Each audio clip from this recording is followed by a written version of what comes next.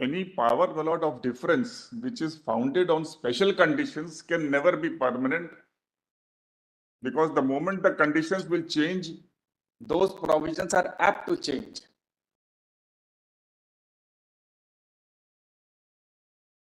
So there is no point Lord taking us not through all those provisions not relating to the Northeast, etc., or the tribal areas.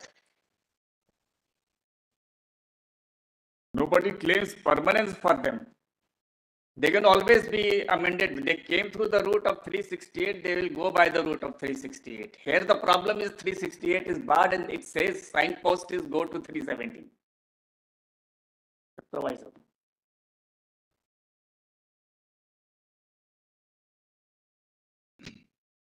Now, this power to federalize at par, therefore, is a core idea of the basic feature of federalism. So, the main part itself, Lord, represents a power which is a core part of the bill of Yeshwanand Bharti. May I just give the paragraphs, Lord, on which I am relying? Lord, Justice Hegde's judgment. Justice Sikri, Lord, Justice Shellett, Lord, they did not express any view on Golaknath, Lord, perhaps because they were members of Golaknath, Lord.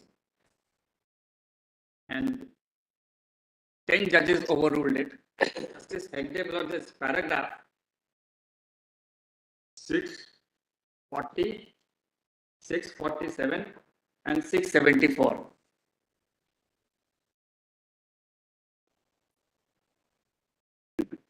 Repeat the first two paragraphs again. 640, 647, 640. 640, 647, 674. In 647, he takes note of the objective resolution, Lord, for arriving at, and as the additional factor. In Justice Ray, para 783, 697, 819. Can you repeat, Mr. Reddy? Justice Ray, para 783, 797, 819. Justice Jagan Mohan Reddy, 1121 and 1124. Justice Palekar, paragraph 1231. 1231. Justice Khanna, paragraph 1378. Justice Matthew. Just repeat Justice Khanna's paragraph. Justice Khanna, 1378. Yes. Then Justice Matthew, 1573, 1580, 1603, 1715. And Justice Dwivedi Moses, 1876 to 1878. 1876. 1876 to 1878. That is 1876, 1877, 1878. Mr. Dwivedi, paras 1876 to 1878 bind you completely. Yes, you cannot take a different view. So I am not taking it.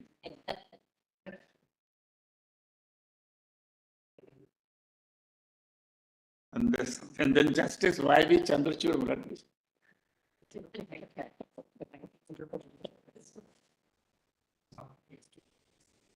I should have realized what was coming. 1876. Your Lordship's noted 1904 also, noted Justice Dwivedi. No, 1904. And Justice Y.V. Chandrachud, my lords, 2068, para 2068.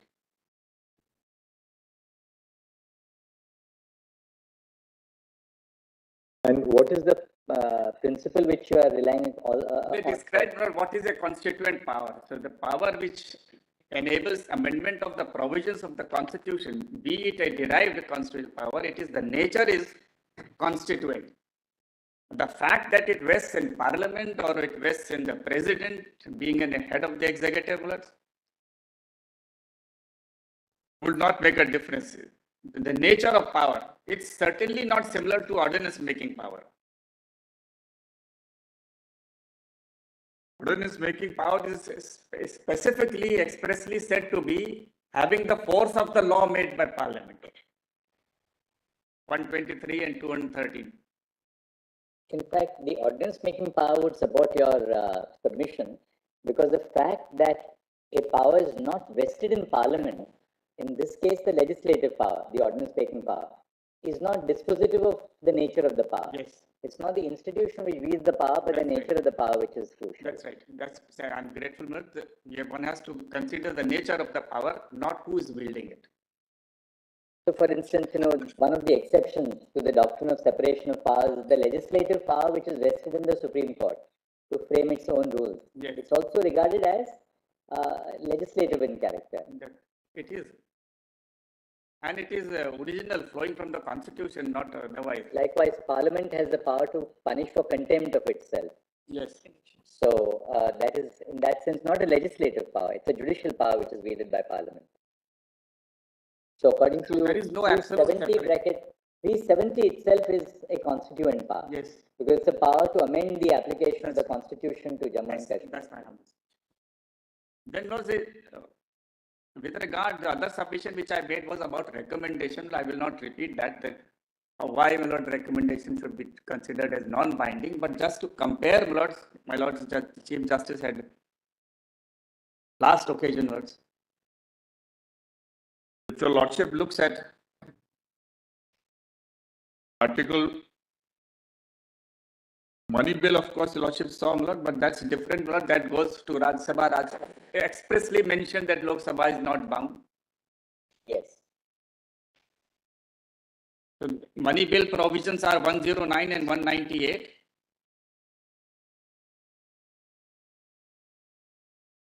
Then there is a disqualification provisions, that is article 101 and 192. Now please see 101. So the word is not recommendation. The word is opinion. If there is an issue of disqualification,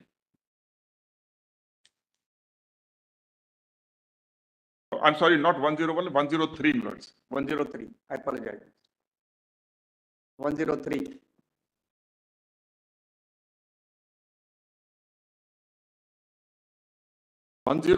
One makes the decision of president final, but 2 says before giving any decision, I am drawing my lord's attention to 2. Before giving any decision on such question, the president shall obtain the opinion of the election commission and shall act according to such opinion. Mark this last expression. So where they want that, my lord, if some other body, whether inferior or at par or superior, is not material, but of course it is disqualification and a decision given by the election commission. But they wanted that the president should have no other discretion left. He has to act. Now these words are not deployed in 373. Now similarly, when we come to finance bill, that is article 117 and 207. 207 is for the state.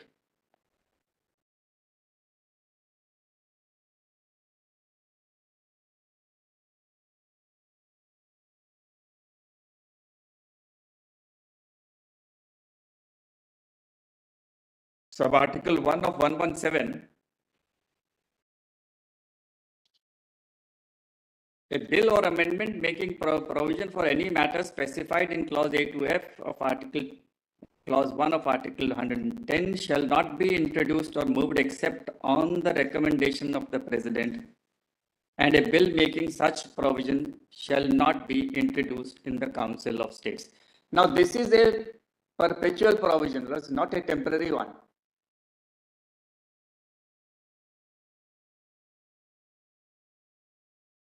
And the proviso says, provided that no recommendation shall be required under this clause for moving of amendment making provision for the reduction or abolition.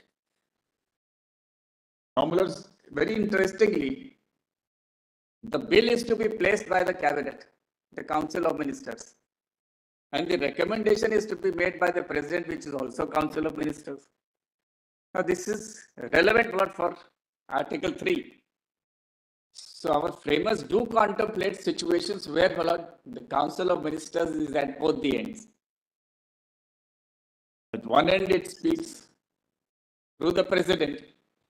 At the other end, it's the framer of the bill and places it before the house.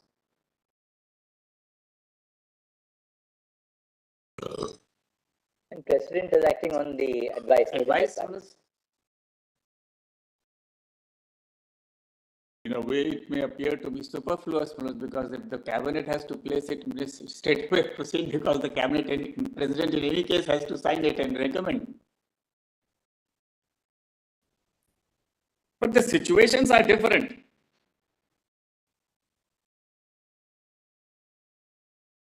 Similar is 117.3. A bill which, if enacted and brought into operation, would involve expenditure from consolidated funds shall not be passed by either house unless the president has recommended to that. The reason why it was said that the president must recommend and not the council, so that's really what it means. Yes. Is because under Article 84, the parliament consists of the president and the two houses of parliament. Yes, yes. The parliament doesn't consist of the council of ministers because the council of ministers are all members of parliament. That's right. But the president is a part of parliament. But all bills don't go through the president. They don't. Only money bills. Only money bills. So,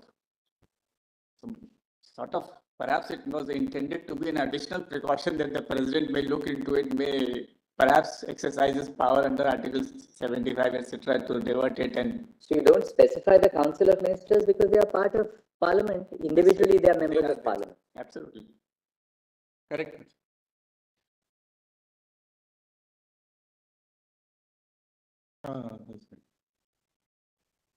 So recommendation you have shown us one. Now kindly see 146.2. Now this is a case, my lords, which my lords were referring about the rules power of the court. Yes. Now this is not from a superior to an inferior or something else. Here the approval is required because of financial implications.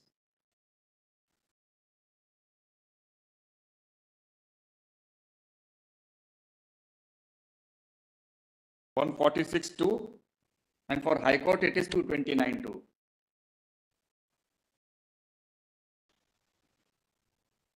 Subject to the provisions of any law made by Parliament, the conditions of service of officers and servants of Supreme Court shall be such as may be prescribed by rules made by the Chief Justice of India or by some other judge or officer of the court authorized by the Chief Justice of India to make rules for that purpose. Provided that the rules made under this clause shall, so far as they relate to salaries, etc., require the approval of the President. It can never be argued, my lord, that if this, supposing this proviso is deleted by the root of 368, to ensure greater independence in financial matters, will the main part die, my lords? Are they rolled into one?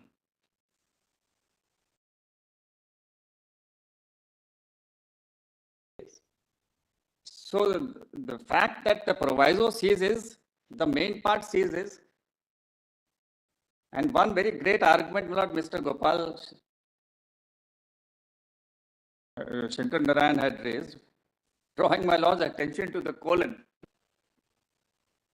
In 373 also it exists. Perhaps to suggest that they are rolled, because there is a colon, therefore they are rolled into one. Every proviso in the Constitution of India, I have gone through, Lord, and there are several provisos in various articles. All of them, Lord, have a colon. And colon in grammatically indicates only an addition, nothing more. Every proviso, Lordship may see. In fact, in 146.1 itself, there is a proviso, colon. Nowhere your lordship will find any other, a full stop or a comma or a semicolon. It's always colon. Because it addition. Generally as a rider. The rider goes, the main part expands. So if the proviso goes in 146.2, then the main part, the power of this court will expand, no need for approval.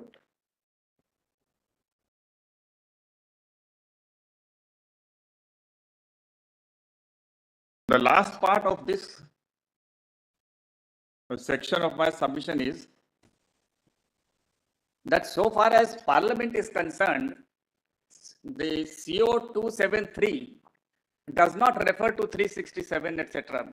or 356. It only says exercising the power under 373 and acts on the recommendation of Parliament. Now, Parliament can come through the route which the Union adopted. That's one part. My learned Solicitor General has already submitted. I will not repeat at all on that.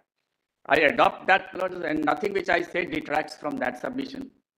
But an additional submission is that the President means Council of Ministers and Council of Ministers means collectively responsible to the Parliament.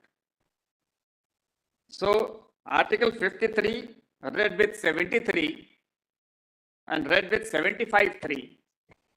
Say, Council of Ministers can go to the Parliament anytime for obtaining its views. So the fact that Parliament's recommendation has been obtained, Parliament is not a foreign body. And the parliamentary rules, any issue can be brought before the Parliament, resolutions can be passed, the views can be obtained. So we need not go, in my submission, of course, that stands. But irrespective of that, independently of that, the obtaining of the recommendation is not foreign to the exercise of power under 373. Because of these three provisions taken together. Can you come back? Can you reformulate that? The submission is that Parliament's opinion, recommendation or views for exercise of power under 370 sub-article 3 can be obtained by the Council of Ministers on account of the provisions of Article 53, 73 and 75 sub-article 3. Since Council of Ministers is responsible to the Parliament, so it can always go to the Parliament. In fact, that's the best route to go to the Parliament because it's a big decision being taken. So the whole of Parliament is being taken into confidence. Instead of rushing through an executive forum alone, where the voice taken together, both the houses, the voice of the people of the whole country is heard, including the member of parliaments of Kashmir, who are also represented in the Council of States.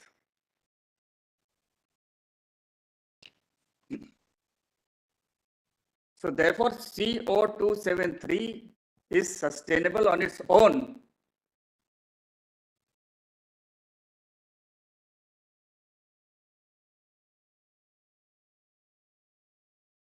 Was one small aspect, Lords. Let's take the submission of the petitioners at the highest, Lords. What are they trying for, Lords? This permanence which they are seeking is for what? According to them, Lord, Sampath Prakash sub-article 2 is already defunct. According to petitioner's submission, main part proviso rolled into one, therefore all of 3 is defunct.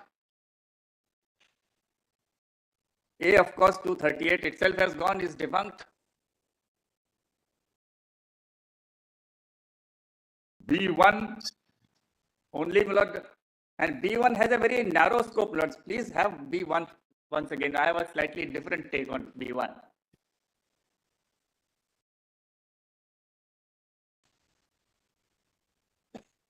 B1 is not for determining the matters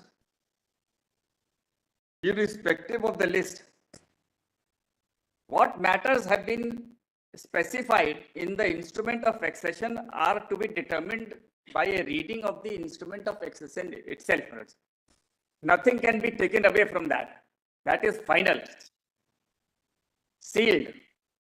What B1 is limited to discovering which of the entries are corresponding to those matters. There are matters specified in the IOA. There are matters specified in the 3 lists, which are corresponding. It only discovers the entries. There is no power at all to vested in the president to act in consultation to detract from the IO surrender. If defense is been surrendered, then it has to be exercised as per Constitution of India, wherever the power is. Only the entries has to be located. And that power cannot be controlled. You take away residuary power or do whatever. Subject matter of defense is surrendered by that, and therefore the central union government will exercise full powers with regard to communications, etc. Entry or no entry. Because there may be more than one entry Yes. in the union list or concurrent list, which corresponds to a head in the instrument of accession. That's right. The instrument of accession was prepared at a time when the constitution was yet to be framed. Yet to be framed. Therefore, it used broad expressions: defense, external affairs, communications, and it had various subheads, as we saw yesterday. You showed us that. Yes. For instance, defense. Now, just take one example only. Defense. Yes. In the union list covers entry 1, defense of India; entry 2, naval, military and air forces; 3, 2A, deployment of any armed force, which came in the 42nd amendment; And 4, naval, military and air force works; 5, arms, firearms, ammunition and explosives. So it was basically what the president had to do was look at the entries in the lists and see which of these entries corresponds to what the IOA has said would be the domain, of the Dominion of India. And consultation came in for a reason, historical reason, because when cabinet mission plan was being considered, then primarily Nehru ji and the Congress itself wanted to keep it loose. And they were all the time contending that these expressions are only categories of entries, matters. It's not one matter, defense. There are a whole lot of other things. For if you want a defense, you will need finances for the defense. So he was interested in expanding and centralizing, more power to the center. So there was one thing that therefore you consult, get their views, it's okay. So consultation is a weak expression, it doesn't bind the president at all. However, that's the difference which I pointed out, that this is only to discover the correspondence. But it cannot detract from the surrender in the IOA. Now, since that has been done, this is also defunct. Just 1 minute.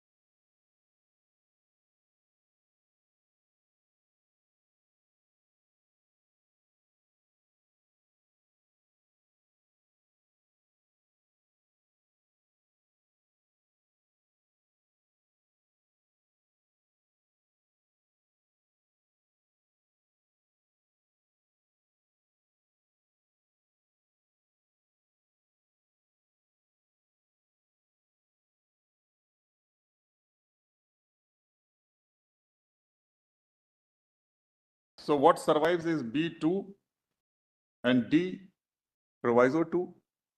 Even the first proviso, correspondence. Is what survives according to you is B2. And D, proviso 2. I'm taking the case of petitioners, not according to me, but according to them. You're testing their hypothesis. Yes, we have to test, Lord, what is it you are gaining, Lord? What are you wanting, aiming at? You seek permanence for B2 and D, P2, proviso 2. Sorry, just come again. B2 and D, proviso 2. Yes.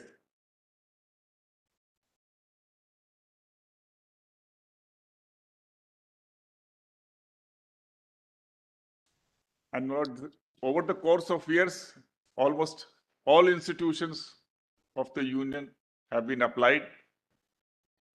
Very little remains in B2 and D2.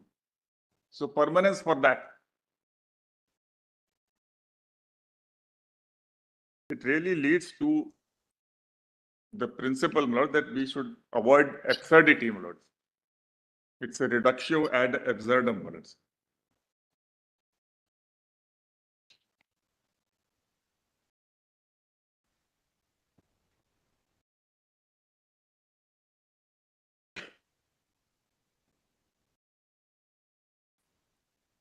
Lord, the second vital question which arises with regard to 370 is, what is the status of the Jammu Kashmir Constituent Assembly and the Constitution of Jammu Kashmir? If I may use JKCA and COJK. And there are two contending thoughts. Once again, the choice is between these two.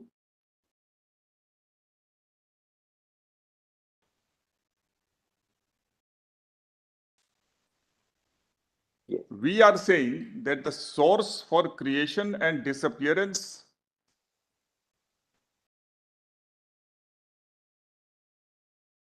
of the JKCA and the COJK, Constitution of Jammu Kashmir, is Article 370 itself.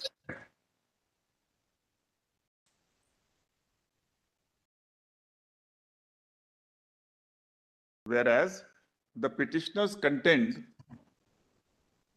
that the source for these two bodies flows from the crown of Hari Singh.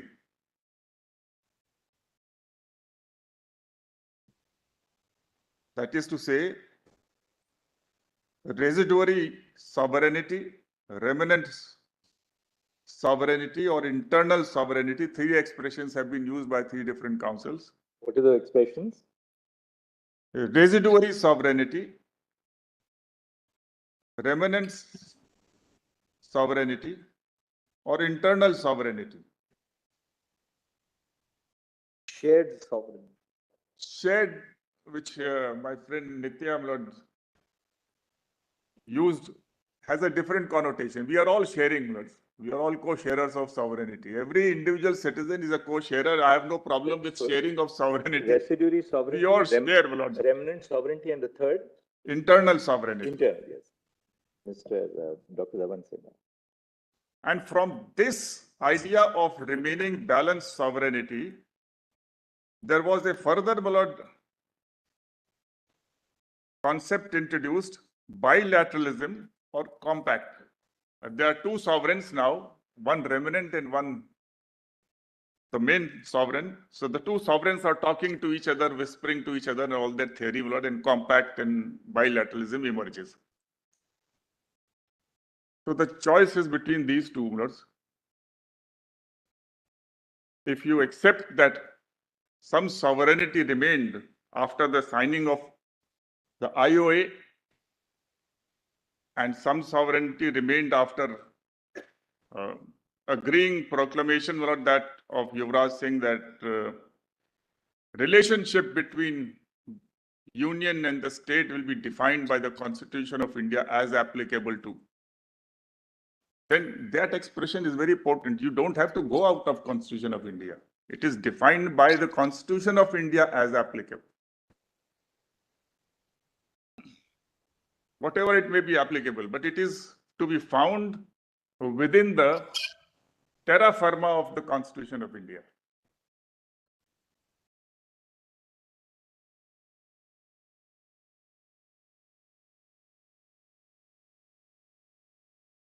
This methodology, my lords, just let us have a look, my lord, what is the Constitution of India telling them? Note two things, my lords, which are expressly in 370 first. The first is the explanation. And the explanation applies to the whole of the article, not only sub-article 1. In terms, it says, for the purpose of this article,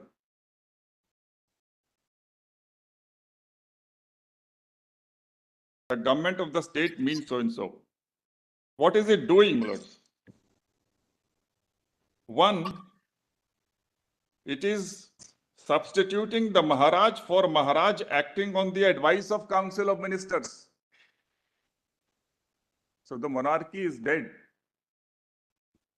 The popular rule came, my lord, when the Maharaj, my lord, came, my lord, when he was neck deep in trouble on 25th of October 1946, when the war was there, everything was virtually being lost. He had virtually nothing left for sovereignty, my lord. And it is on that crown, my lord, which they are, the sinking crown on which the petitioners' submissions are banking. However, that crown also, my lord, Nehruji first said that you release Sheikh Abdullah and popular government. He was released, he was made the Prime Minister, and on his advice, it was not simply Hari Singh, it was both the popular government and Hari Singh, my lord, who agreed to the accession. So the people's voice was also there. And the explanation leaves no room of doubt that the Maharaj is not to act on his own view, opinion, discretion, but act on the advice of Council of Ministers for the time being in office. Second, my lord, even the Maharaj has to be recognized, that person who is recognized by the President of India.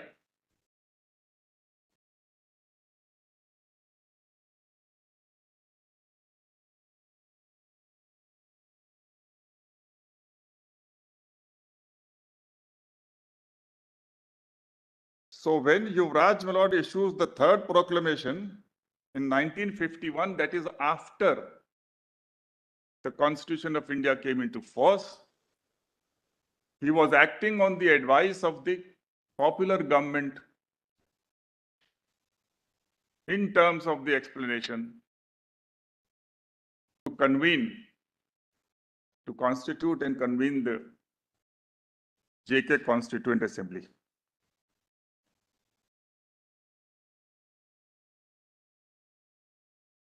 The next question would be, my lord, what is it? For what purpose are you constituting? And the purpose is spelled out by sub-article 2. So the Constitution envisages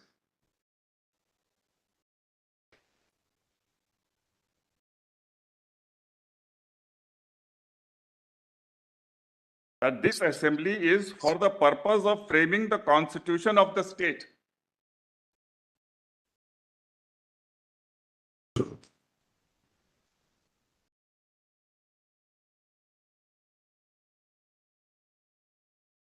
third thing, my lord, is in framing of the constitution, the JKCA is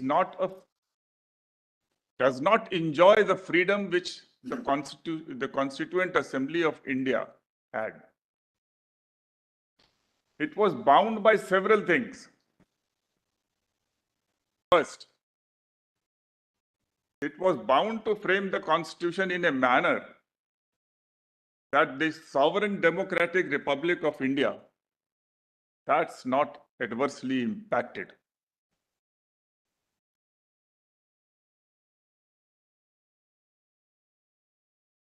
And at the moment, I'm not relying upon the doctrine of basic structure which came later.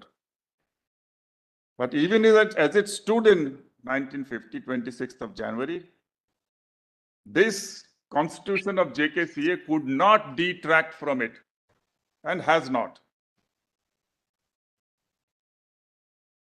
It had to ensure justice, liberty, equality, fraternity. Contours of law making are specified on account of the sheer accession.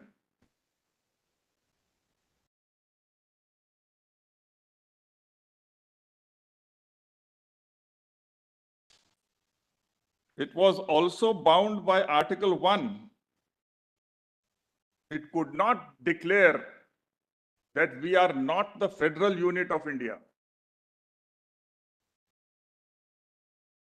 And it accepts in that dictat of the Constitution of India in Section 3. That's not their own framing. They are bound to do it. Next, my lord. They could not therefore say that any part of their territory will not form part of the union territory. That is 1.3.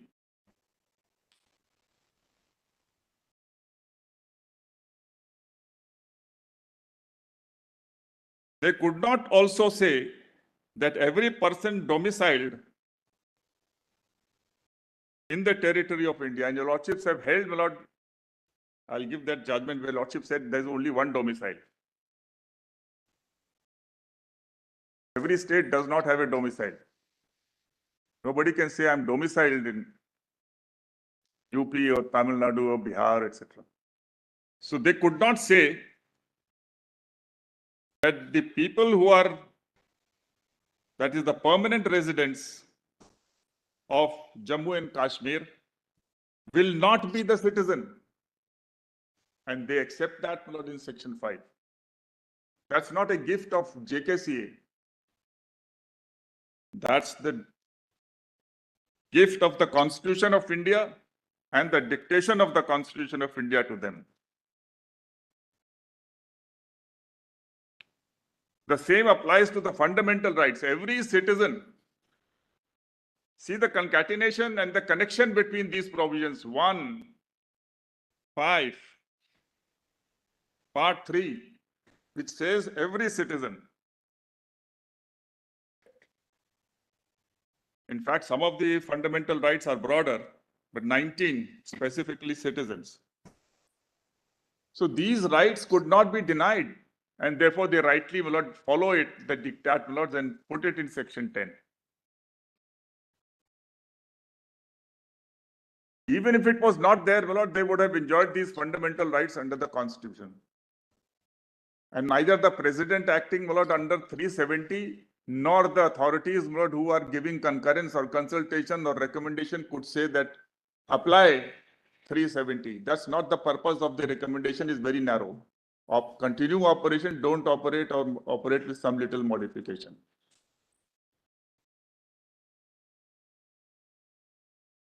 So therefore, my lords, these fundamental rights, etc., and they also could not say, and they have wrongly not gone into that in my humble submission, when they said that Article 136 initially of the Supreme Court's power will not apply to Supreme Court. They could not say that. Because in the accession, my lord, they have said, we accept the Governor General, which will be President now, the federal legislature, that is the Parliament, the federal court, that is the Supreme Court, and other authorities, my lords, who are under the Constitution charged with certain functions. The power to fix terms does not mean, my lord, that you take away the power of these authorities under the Constitution.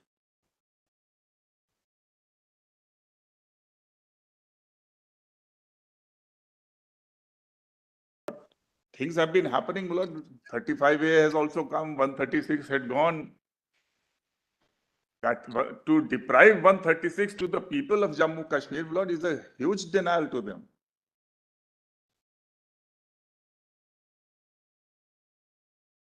So in short, my lords, the framework of the Constitution of India, and when we look at JKCA, we find That the entire JKCA is a reflection, my lord. There's nothing peculiar in that, my lord. What is peculiar is 147 when it says that you can't amend the constitution. My lord. There are restrictions. Likewise, section 5 says that whatever be the parliament's power under the Constitution of India. So throughout it follows the diktat and respects the Constitution of India, and there is very little in it which is different.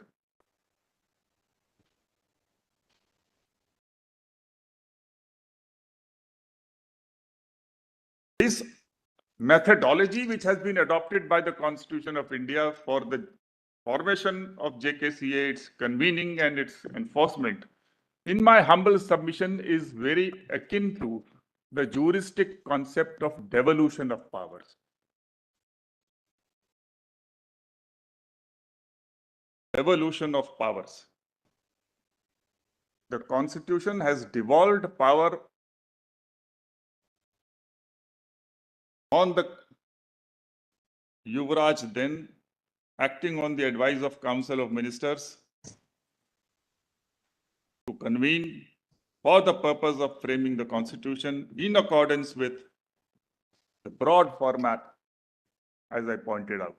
It's not an independent power like the Constitution Assembly of India.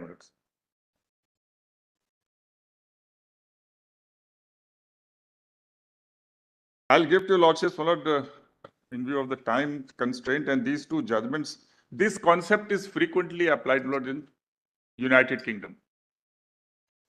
Scotland, Northern Ireland, Wales, all of them are enjoying devolved powers. The Parliament of UK is considered to be supreme.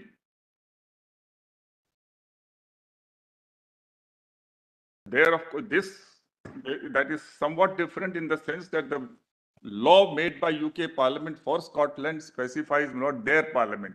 So we have Scotland Parliament also, Northern Ireland Parliament also, and the Wales Parliament also. So it doesn't matter that you call your person Sadar-e Riyasat or Prime Minister or Chief Minister, the stature doesn't expand by these expressions. The stature will depend upon the nature of power you are exercising. It doesn't equate with the power of Prime Minister of India, even if you call them Prime Minister. Yeah, psychological and emotional reasons apart. So the two cases, my lord, they are not on record, so I will not place it, my lord. The time bar is there. I'll just give the reference and paragraphs through your lordship, my lord.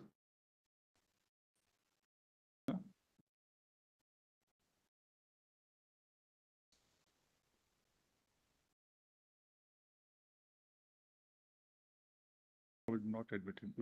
We did send it, Lord, but it's not admitted, so it's up to your lordship. What are the two cases? You can give us a citation. I am giving the citation. 2002, Volume 1. What's the name of it? The name of the party is In Re Scottish Independence Referendum Bill. In Re Scottish Independence Reference Bill 2022, I'm sorry, 2022, UK SC 31. Repeat the citation again. Paragraph Can you repeat the citation, Mr. Nehru? 2022 Yeah. UK SC page 31.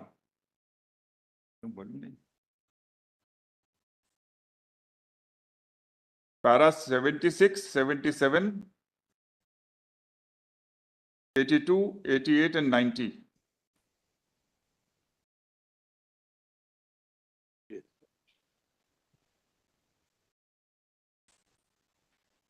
And how can you just sort of summarize in a sentence what the principle is? The principle was, my lord, that in this case, they wanted a second referendum. Sorry, my lord, when the Brexit was happening, then they wanted to continue relations with Brexit. So it was impinging upon the sovereignty of the parliament, my lords. In that context, my lord, they have discussed this devolved powers. And they say that the parliament gives the power and parliament can take the power, it can modify the power. So the parliament is So this power is also a devolved power of a different kind, of course, because it's more general.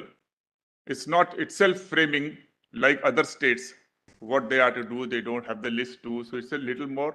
So that's the departure. So you have the psychological satisfaction of. And what is the second judgment? Then the other is 2000. This is case is UK withdrawal from European Union. 2019, 2018, UK SC. 2019 or 18, you said? 18, Yes. UK SC, page 64. Paragraph 12, 13, 29, 53, 61 and 63.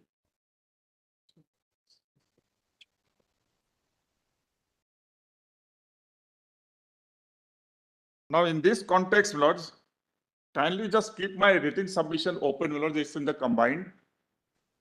I have tried to extract things there, Lords, so that I don't have to request your Lordships to open the document as far as possible, Lord.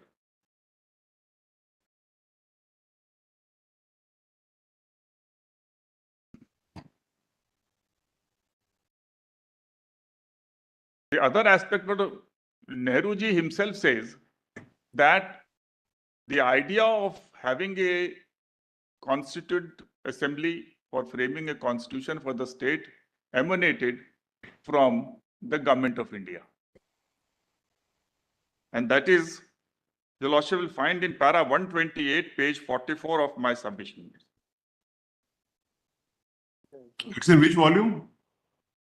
Well, this the combined compilation, volume 3 written submission. Volume 3 is Mr. Solicitor's, no? Mr. Tushar Mehta's, right? All It's in that. submissions are there. Oh, I see. All submissions are there only. Right, but that's in volume 4. We got it. Yes, yes we got it. It starts at page 271. Oh, sorry. Volume.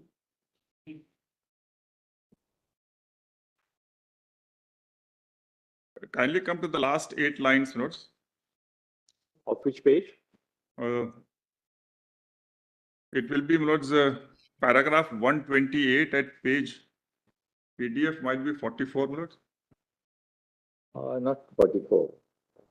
Para 128, Of your submissions? submission. Where do your submission start from? Which page? They start at page 271. Yes, it What's starts your from internal page? 271, What's your internal page? page 44. That will be about 313, I guess. PDF 316, What's the paragraph number? 128. Yes, it's page 316. Okay, hold on to it. If towards the middle, you shall find, thus the monarchical power had disappeared. The Lordships have got this one? Hello, Justice Yes. Surikant. Yes, One second. What page is it? Hello, Justice Gawai has got this? Yes, para 128. Yes, Lord. I'm grateful. Judgment? Para 128 is from a judgment, it appears. No. It says Sri Nafri Learned Senior Counsel. That was, we are responding to the submission of Mr. Nafri. Oh, all right. They were all saying, Lord, that the Maharaj has found how he will form the JKCA and Let's quickly go through that. Lordship may have the middle, Lord, only. Yes. Thus, the monarchical power had disappeared with the advent of the Constitution of India. Maharaj Karan Singh merely. Just one second. I'm so sorry.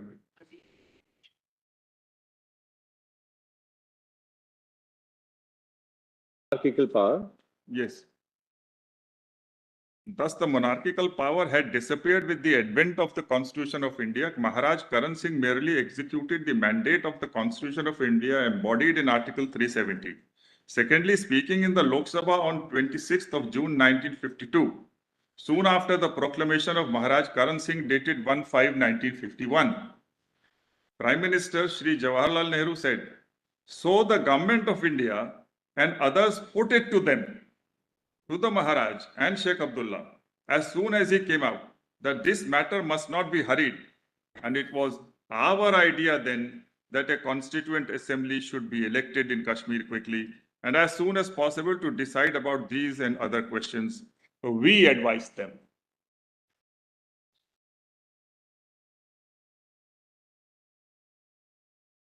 So in view of 370, and perhaps not because of the international situation regarding Kashmir which was developing,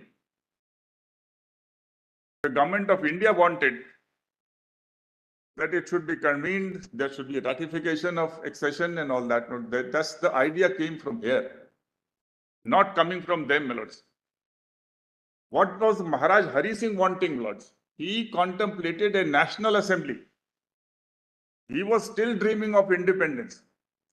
So he was thinking that when the whole of the POK, etc. comes in, then there will be plebiscite and then we will decide whether to accede or not. And that's the mischief which Mountbatten played when he wrote a reply letter when he said that our policy of our government is, who is he to write, my lords? He is bound by the Government of India Act and the adaptation order which says that once the Governor General accepts the accession is complete. And Indian armed forces are there driving back the people who had come inside to grab Kashmir.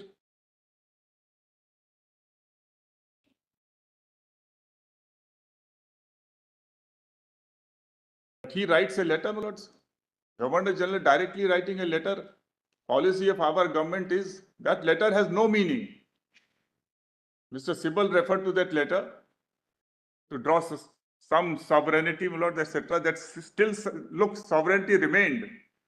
Accession was still a dispute, still to be settled.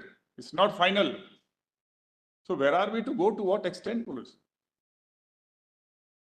So what Hari Singh contemplated was completely different. What Karan Singh proclaimed was our relation will be defined by the Constitution of India as applicable to you.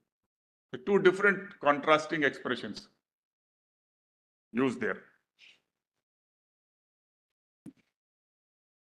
What remains, Mr. Vedi? Because a lot remains. Because we will, sum total, we will not be crossing the boundaries, but these aspects need to be placed before our lordships and have not been placed. Now, my lords, the question is, what did they refer to? Mr. Sibal started from the cabinet mission plan, return of paramountcy. Then, when the British left, all Indian states became independent. They were free, my lords. Many felt so. From there, my lord, the sovereignty element is being derived. What is forgotten is that cabinet mission plan was again a British device to frame a larger Pakistan within India. Three groups. The central provinces, Group A. Northwest, Group B. Assam and Bengal, whole of it, Group C. Something which even Muslim League did not demand, the British were framing. Because they wanted a lot to control the two frontiers for geopolitical reasons. They want bases at both the ends. So they came with this cabinet mission plan. And it was basis was that parties are not agreeing, therefore we are presenting arbitrators.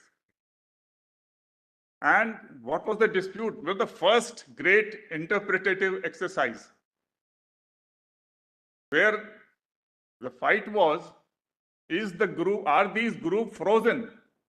They provided an expression that once each group will frame a constitution, and once the constitution is framed, then the provinces which are part of the group may decide to remain or to go out of the group.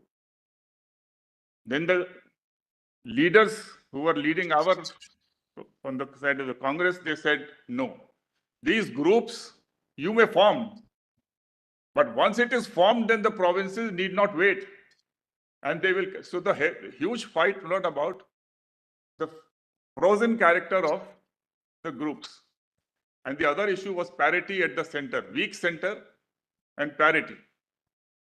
Parity, Congress, Muslim League, and the princes, three. So who controls blood? as we say in the Bandarbat Mullards, the British becomes the arbitrator. There will be stalemates on every issue. Now this creates a larger Pakistan. The option was partition.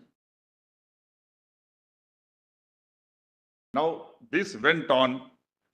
Our Constituent Assembly was constituted under the plan. So we decided to work out the plan, but without being bound by the cabinet mission plan. And it was made very clear by our leaders that once Constituent Assembly starts, then what it decides is not your concern. It may choose to destroy the groups also. In fact, the leaders were called to London also, and they said it may be referred to federal court in case of dispute, but it will, our acceptance will remain qualified. On 26th, 9th of December, 1946, our Constituent Assembly started functioning. Temporary chairman, Dr. Rajendra Prasad, again, objective resolution placed on 13th of December, debated, accepted and adopted on 22nd January 1947. All this is happening before 15th of August. Then they proceed to form a negotiating committee to negotiate with the states and based on the cabinet mission plan which the princes had accepted. Please note section 8 of the India Independence Act recognizes that the Constituent Assembly of India is that which began functioning on 9th of December 1946.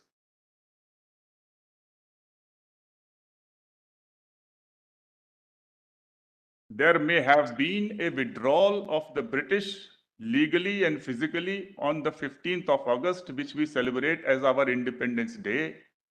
But our independence is not a grant of India Independence Act. It is a result of the long drawn people's struggle. That's why the We the People has come.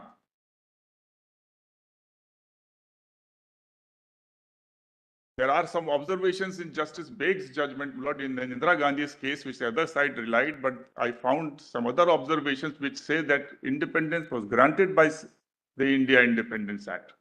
India Independence Act, what does it do? There shall be two dominions. It is partitioning and providing an interregnum arrangement what will happen in between. Namely, the Government of India Act continues with adaptation, etc. And that the Constituent Assembly will also function as the Legislative Assembly. That is also provided in. So it's a machinery act, a transition act. It's not an act which grants us. They say dominion. Somewhere, my lord, expressions of dominion are still lingering in our constitution. My lord, the Attorney General and the Solicitor should take care that they are deleted. There are some provisions where still, my lord, the word dominion continues. But we did not accept the dominion. Here comes the role, my lord, of the objective resolution. It said we are adopting an independent democratic republic.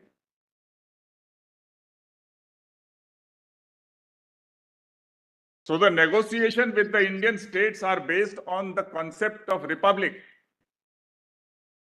And since our assembly continues based on that objective resolution from 9th of December 1946, therefore, this republican character is the basis for accession. This is important for the reason, if you compare Section 5 and 6 of the Government of India Act 1935, it talks of a different kind of federalism, a federalism under the imperialism, a federalism under the crown, and a federalism which will be triggered by the decision of His Majesty.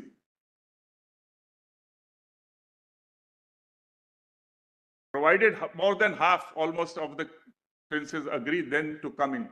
So a different kind, accession, signing of the instrument of accession under the Government of India Act is different from signing of the instrument of accession under the Constitution of India in the making or under the Government of India Act as adapted. My lord said, notice the expression union, unity.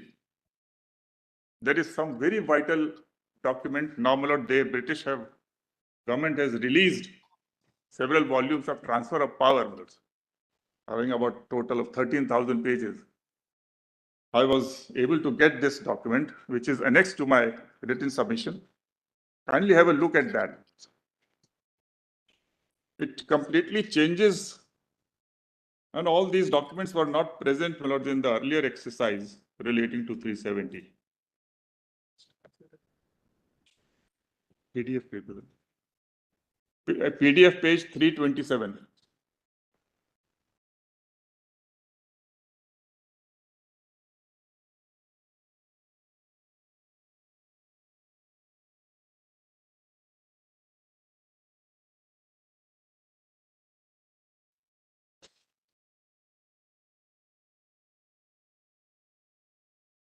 Justice has this?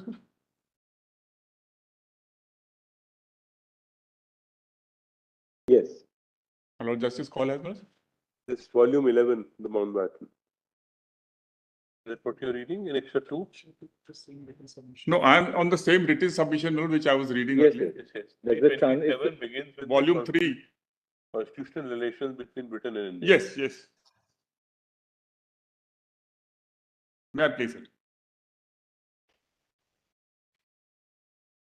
My lord the Chief Justice, Yes. please read below the caption section 5 of the Act. A revised draft. Where do we, the page 327 is the title page.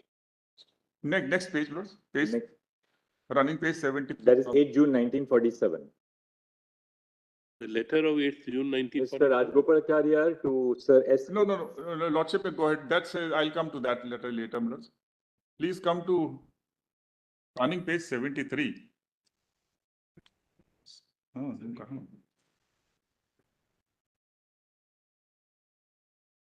Where is Mr. Kanu Agarwal? sorry, PDF 334. PDF 334. I'm so sorry. 334.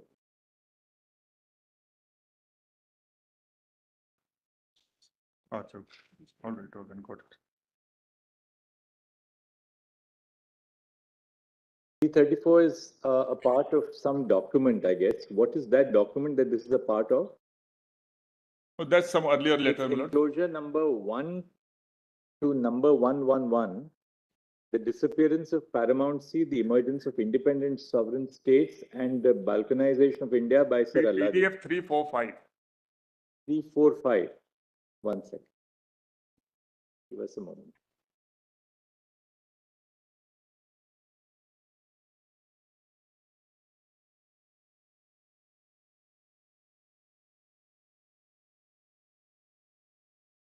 Three, 4, 5 meetings of the Indian cabinet.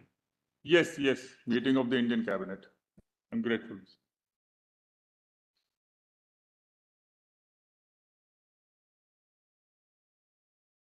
May I place that, please? Meeting of the Indian cabinet. Yes, 345. Actually, this is a part of volume 12 of the transfer of transfer of power documents. And now we have Oh, has no, you told me. page 345, which is meeting of the Indian cabinet, That's right. May I place it? Mountbatten papers, Indian cabinet minutes, part 2. Yeah, the Indian Provincial Constitution Order 1947 was being discussed. The Honorable the Vice President recalled that in the discussions at the previous meeting of the Cabinet on the India Provisional Constitution Order 1947, two sections, namely Section 5 and 47, had been left over for further consideration. Section 5. A revised draft attached, prepared by the Reforms Secretariat in the light of the previous week's discussions in the Cabinet, was handed to the honorable members.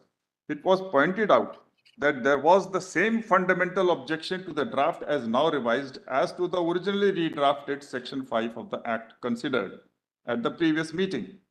The draft gave the impression that the dominion was limited to British India, which was an entirely wrong conception. it was necessary to devise a formula to show clearly that the dominion of India would comprise A. Governors' provinces, B. Chief Commissioners' provinces, C. Such Indian states as acceded to the dominion, and D. Any other areas which by consent of the dominion would be included in the territory of the dominion. Now this is important. Political and psychological considerations demanded that there should not be the least doubt that all states that acceded to the dominion would form an integral part of the dominion. This is how, my lord, the reason for changing, my lord, the earlier draft and, my lord, section 5 and 6 of the Government of India Act. So, my lord, the cabinet of the Government of India, which had resolved already to form a republic, independent sovereign republic, is saying that the moment you accede, you become integral part of India.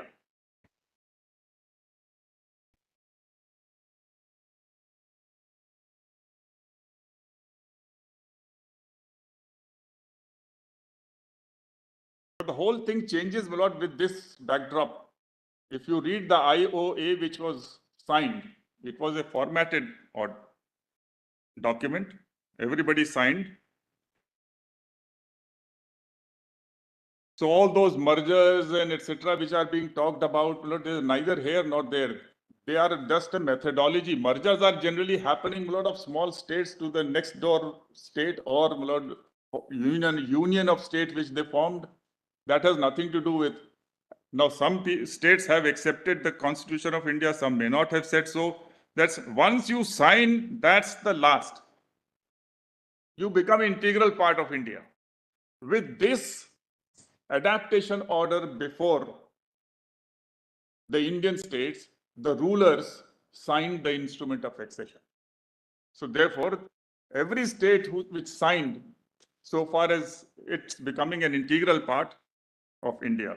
And in fairness, Mr. Sibal concedes not that JK is fully integral from that point of time. But it has consequences.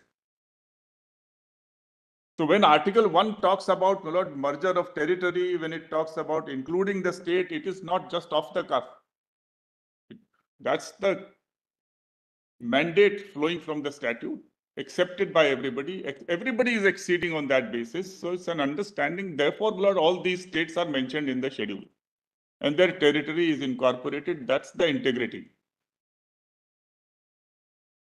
And the instrument is at page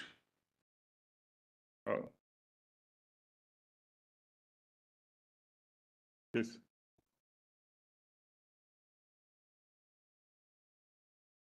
That is at PDF 350, which your lordships have seen in the other volumes. Lordship may just note that in the very beginning it says, Dominion of India established by the India Independence Act shall, as from 15th August, be a union of, that's the first clause is the amended draft. Section 5. And please see C, 5C, Indian states acceding to the dominion in the manner hereinafter provided. So if you accede in the manner under Section 6, you become part of the union.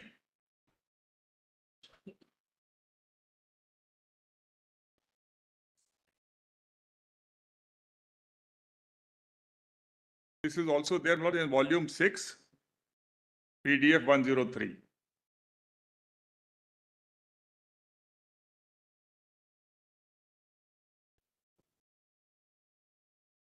And 6A says, if you declare that he accedes to the dominion with the intent that the Governor General, Dominion Legislature, Federal Court, other dominion authorities established for the purpose of dominion shall, by virtue of instrument, but subject to the terms thereof, and for the purpose of the dominion, be vested in the order under this act.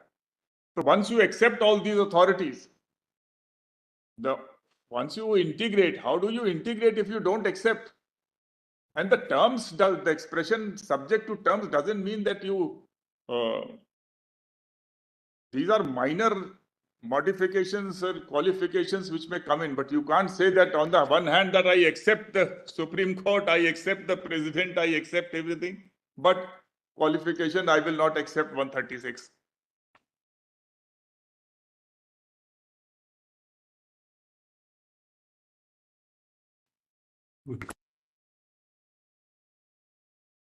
So therefore, my lords, my submission is that our independence is not a grant of India Independence Act.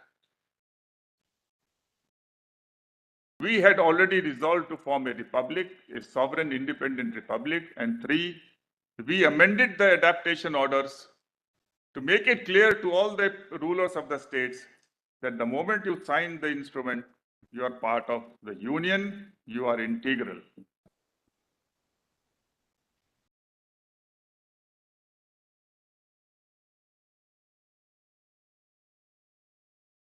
So, Actually, if you see the constitution, the provisional constitution order of 1947, yes, which is a part of Mr. Arvind Datar's second edition of 2007, yes, I you'll will find it here at page 348.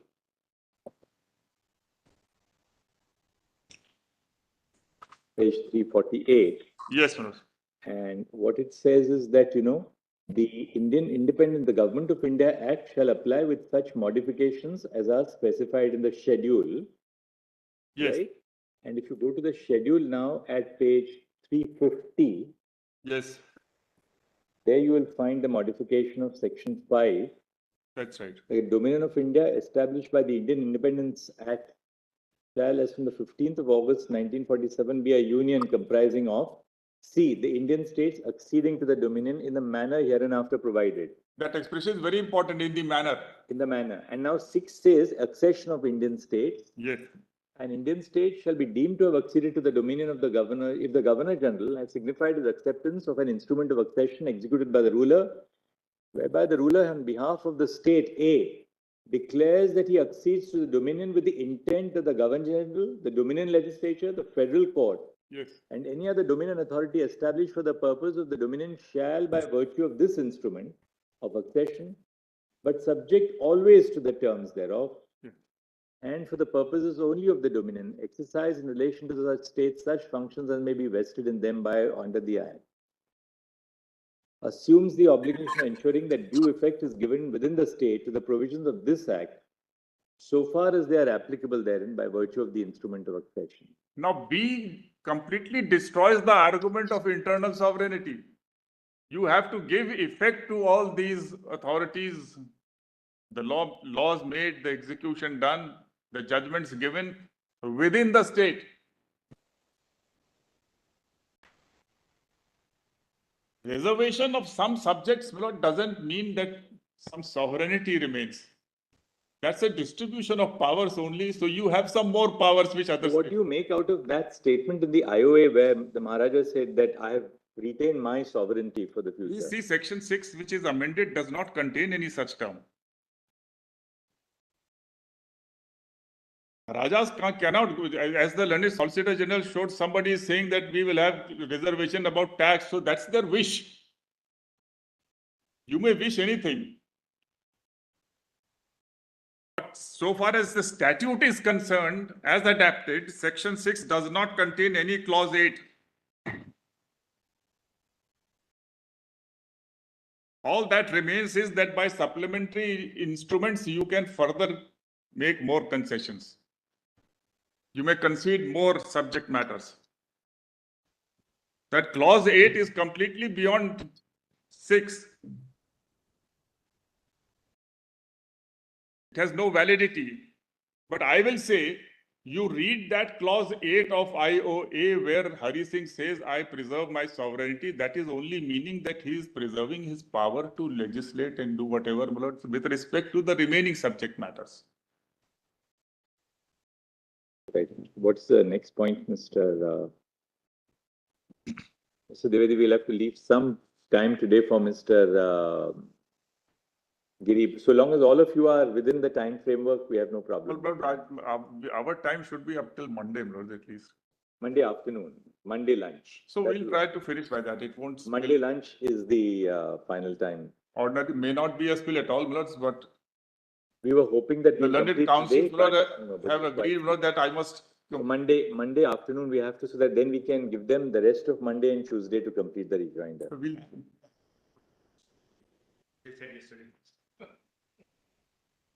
So we'll, as I said, no, we'll try to. Mr. Dwivedi, can we do this? We are 12:05. We can give you 10 more minutes. And then Mr. Giri, 45 minutes till through lunch and we wrap So up. we'll finish by 12, Milords, instead of stopping, Milords, Mr. Giri, you know. No, but We'll finish. Primarily now, the main council are to follow you, Mr. Giri, Mr. Mahesh Jetmanani and Guru. Right? So we'll The others look. One second, don't interrupt. I'm in charge of the proceedings. We have to, these are the three seniors. Now, after this, we will have a lot of interveners, etc. But what is to be said has been pretty much said. We will request all the interveners to please talk to the council who are following Mr. Datar. Whatever they have to say, they may indicate to the council who are now going to argue, so that the four council will cover the entire gamut. I think that would be a very fair way of doing it, and then we'll hear the interveners for 2 minutes or 3 minutes. That's right. So please, 1 second. This is now a procedural. This is a procedural mandate now, which is that all interveners who are going to follow will talk to Mr. Giri, Mr. Jetmalani, and Mr. Guru. And whatever you have to say, please tell them to say it on your behalf. They will not be charging a separate set of fees, and we will conclude with that. I think that's the only way. Now, tell us, Mr. Dwivedi, how long now? We'll finish, our side will finish by lunch, Milord. The Lordship, because otherwise, Milord, All right. Do we take that, that between Mr. Giri, Mr. Jetmalani, and Guru, you have bifurcated the time with Mr. Dwivedi? Do we take it so that you are finishing by lunch on Monday? on Monday. Yes. So, Yes, whatever remains, 1 second, whatever remains after Mr. Jetmalani, Mr. Giri, and Mr. Guru Krishna Kumar have completed, we are here to hear you until lunch, but we will not hear the respondents after lunch. Fair enough. We have no difficulty. After we've given you the names of people who are going to argue. After they have finished, if there's some time remaining before lunch on Monday, we will hear you certainly. But after lunch, that's it. At 2 o'clock, we call upon Mr. Sibyl to start the retirement. Oh, I'm so sorry. Nothing now. We have to now. We'll have the whole country wanting to argue here, but now that's all right. That's all right. Good. You sit with the seniors who are arguing after. There has to be some order. You can sit with the seniors during the course of the weekend, and you can talk to them. If somebody has a point, please tell them. Yes. let me. Adhering to what your lordships have indicated. Absolutely. Right. Can the interveners circulate a short note? No difficulty. Absolutely. A page at the most.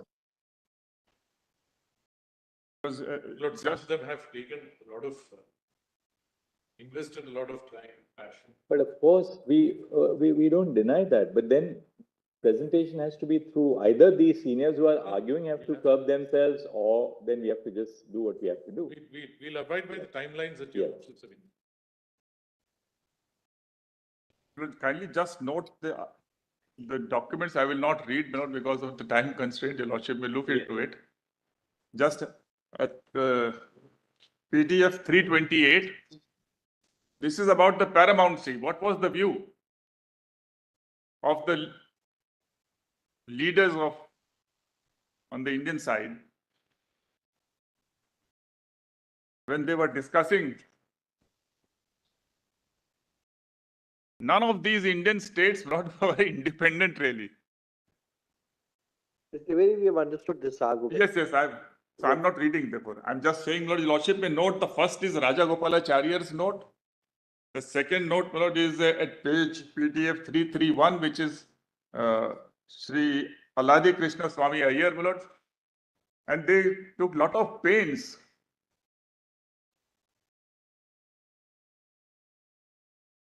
And the last note is of Pandit Nehru himself, my lords, at 339. Lord Ismay, who was the chief of staff of Mountbatten. All three of them, my lords, they were persisting that they have never been independent. What are you doing? This return of this paramountcy was an attempt to balkanize India, create so many enclaves, and that created so much problem.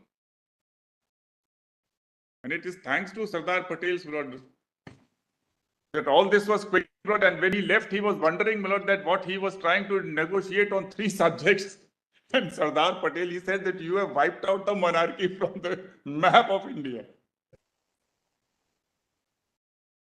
So therefore, my lord, they were hardly independent. And we know from Amritsar Treaty, my lord, on the basis of an amount of money and 1 horse and 12 shawls, etc., which is mentioned in the next document, I will not read it.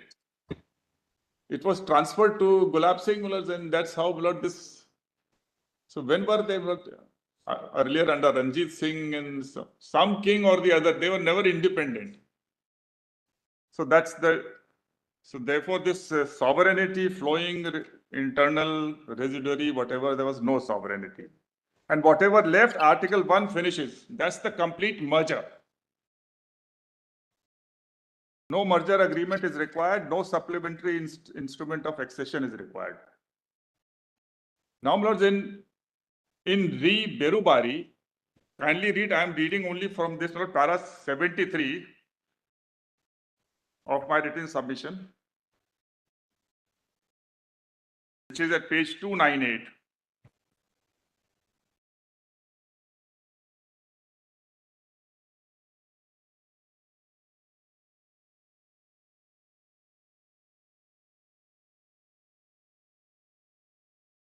Has it? Yes. Now kindly come to PDF 299. The bold portion. Cession of national territory in law amounts to the transfer of sovereignty over the said territory by the owner state in favor of another state. There can be no doubt that such cession is possible, and indeed history presents several examples of such transfer of sovereignty. It is true, as Oppenheim has observed, that hardship is involved in the fact that in all cases of cession, the inhabitants of the territory who remain lose their old citizenship and are handed over to a new sovereign, whether they like it or not. And he has pointed out that it may be possible to mitigate this hardship by stipulating an option to emigrate with such certain period in favor of the inhabitants of ceded territory as means of averting the charge of the inhabitants are handed over to new sovereign against their will. But though, from the human point of view, great hardship is inevitably involved in cession of territory by one country to another, there can be no doubt that a sovereign state can exercise its right to cede a part of its territory to a foreign state. This power, it may be added, is of course subject to limitations which the constitution of the state may either expressly or necessary implication impose in that behalf. In other words, the question as to how treaties can be made by sovereign state in regard to cession of national territory and how treaties can, when made, can be implemented would be governed by the provisions of the constitution.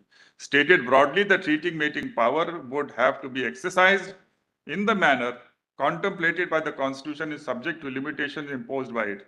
Whether the treaty can be made implemented by ordinary legislation, constitutional amendment will naturally depend on the provisions of the constitution.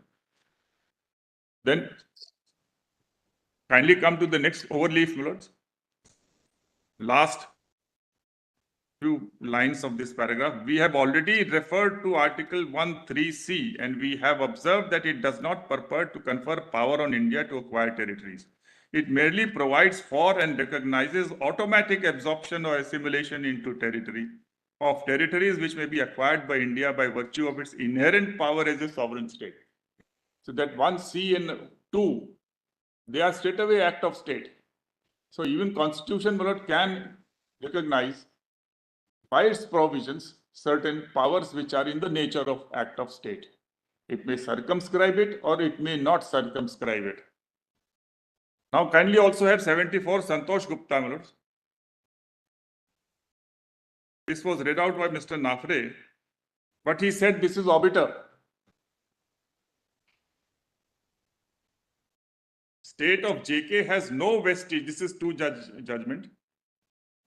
State of JK has no vestige of sovereignty outside the Constitution of India and its own constitution, which is subordinate to the COI, Constitution of India. It is therefore wholly incorrect to describe it as being sovereign in the sense of its residents constituting a separate and distinct class for themselves. Residents of JK, we need to remind the High Court, are first and foremost citizens of India. Now, this is not obiter. I have explained in 75. My lords will look into that. There were direct questions in the High Court judgment. It was said, my lord, that JK is sovereign, and therefore their lordships dealt with it and said that that sovereignty is not there. It had lost its sovereignty. Then I have quoted the speeches, my lords, from Shri Nehru, my lords, and Dr. Ambedkar in para 76, 77, 78. Your lordship may just note, my lord, each of them are saying that, I may just read 76. Shri Jawaharlal Nehru said, we accepted it, and of course the accession was complete. It was not a kind of partial accession or limited accession. The accession was complete.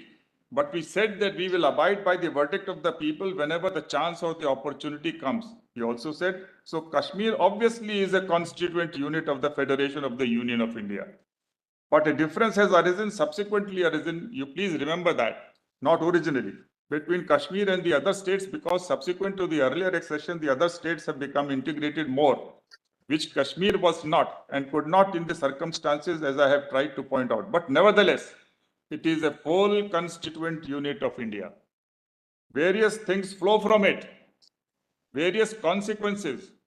Consequences, for instance, in regard to the President of the Republic, but the President's ultimate right has to remain for a constituent unit of India. So various consequences, I already spelled out on what follows from the integration and unionization. And Dr. Ambedkar also said, this has been read by the learned Solicitor General, Lordship just note. He explained what is meant by union. And kindly turn to next page, Manoj. I'm not relying so much. I've quoted Lord Rajaram Pal, which says destructible units and all. Maybe some lines need to be drawn. It can't mean that all the states disappear and federalism disappears. So that was your lordship's worry also when the learned solicitor was arguing about Article 3. Then para 80, the state of West Bengal versus Union. It expressly says that the feature of a compact or agreement between independent and sovereign units are absent in the Constitution of India. There is distribution of powers, but distribution of powers is not always an index of political sovereignty. Where is this? Oh, yes, para 80. I'm reading from what I have said, but this is part of the judgment. Para 25 I mentioned. The lordship may note that. In para 80.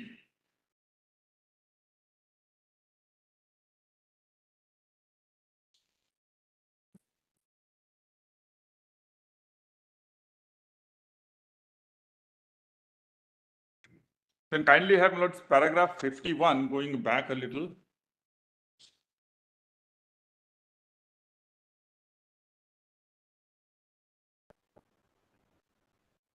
Para 51. That is PDF 293.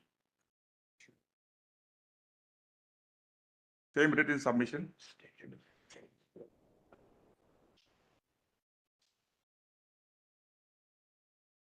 Yes, Vinod, I am sorry, Vinod. This para 25 of State of West Bengal is fully quoted, Vinod, beginning at PDF 291. And your lordship will find the relevant portion in clause A.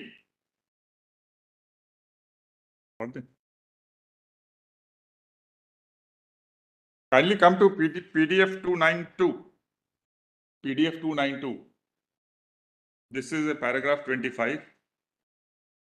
From fourth line, the result was a constitution which was not true to any tradition pattern of federation. there is no warrant for the assumption that the provinces were sovereign, autonomous units which had parted with such power as they considered reasonable or proper for enabling the central. Where? Page 291, PDF page PDF 292. 291 it starts. Yes, it starts in 291. There is no warrant for the assumption? Yes. There is no warrant for the assumption that provinces were sovereign, autonomous units which had parted with such power as they considered reasonable or proper for enabling the central government to function for common good.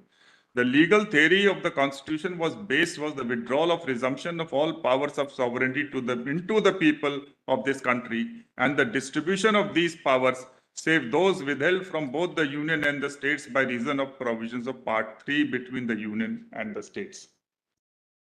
A truly federal form of government envisages a compact or agreement between the independent and sovereign states to surrender partially their authority in their common interest and vesting it in the union and retaining the residue of the authority in the constituent units. Ordinarily, each constituent unit has its separate constitution by which it is governed in all matters except those surrendered to the union. And the constitution of the union primarily operates upon the administration of the units. Our constitution was not the result of such compact or agreement.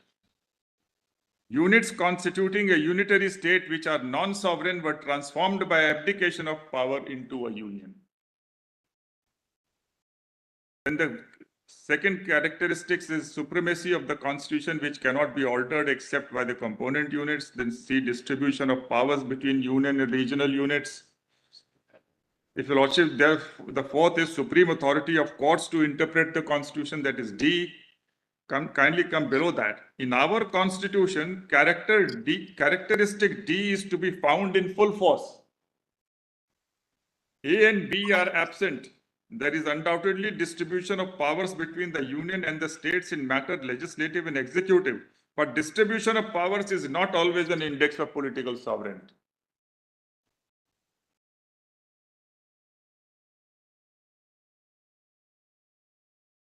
So this theory, this bilateralism, compact and all this objective resolution was unilateral, adaptation was unilateral, Article 1 is unilateral, 370 is unilateral. So there is some exchange of thoughts and agreements to be within the fold of 370 does not make it bilateral. So bilateralism need not be introduced in 373. Kindly have para 51 next page. Even in a pre-constitution setting in Pramod Chandra Dev versus State of Odisha, para 17, a constitution bench of this court held that sovereignty of erstwhile ruler ends with cession of territory. And when this court said some sovereignty is retained after the execution of IOs, that was a passing reference as sovereignty was being discussed in the light of an old grant of land by ruler to son. Such grant would amount to law which was continued post 1948. So the rights under the said grant were recognized by the new sovereign power.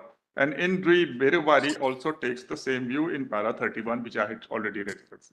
So cession of territory is a very vital and Article 1 therefore declares the end of, and if any doubts remain, that's the last nail in the coffin of sovereignty.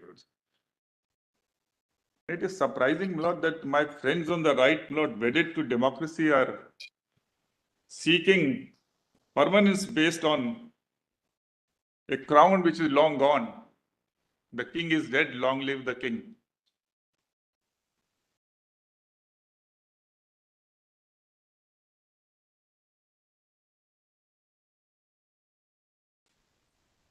Lord should just note, Lord, in para 69, just even anger.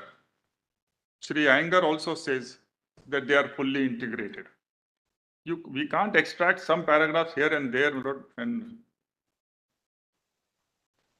assert based on 2 paragraphs what is the meaning of our clause 1, 2, and 3.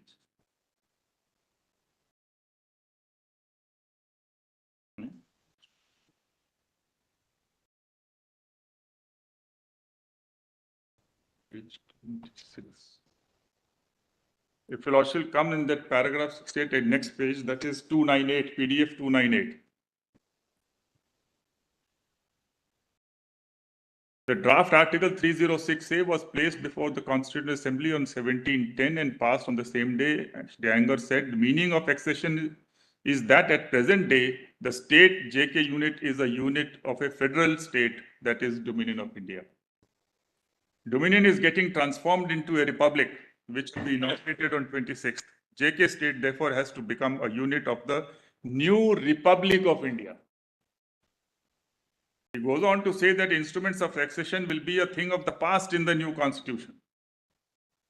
The states have been integrated with the federal republic in such a manner that they do not have to exceed or execute a document of accession for the purpose of becoming units of the republic, but they are mentioned in the constitution itself.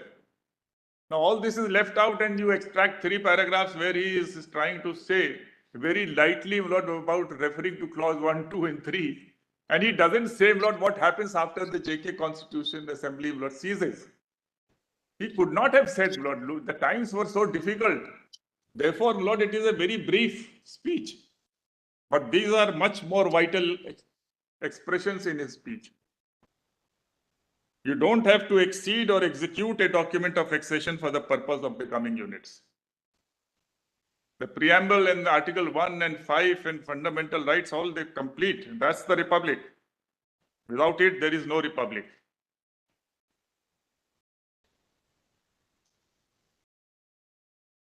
So, my lords, that's in my dispute submission, my lord. My submission with regard to this.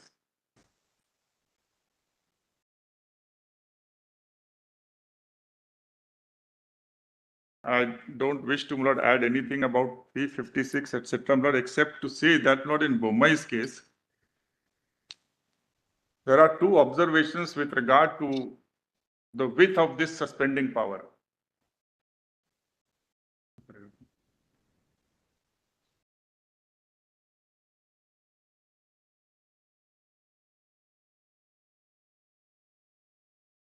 Paragraph 271 and 281.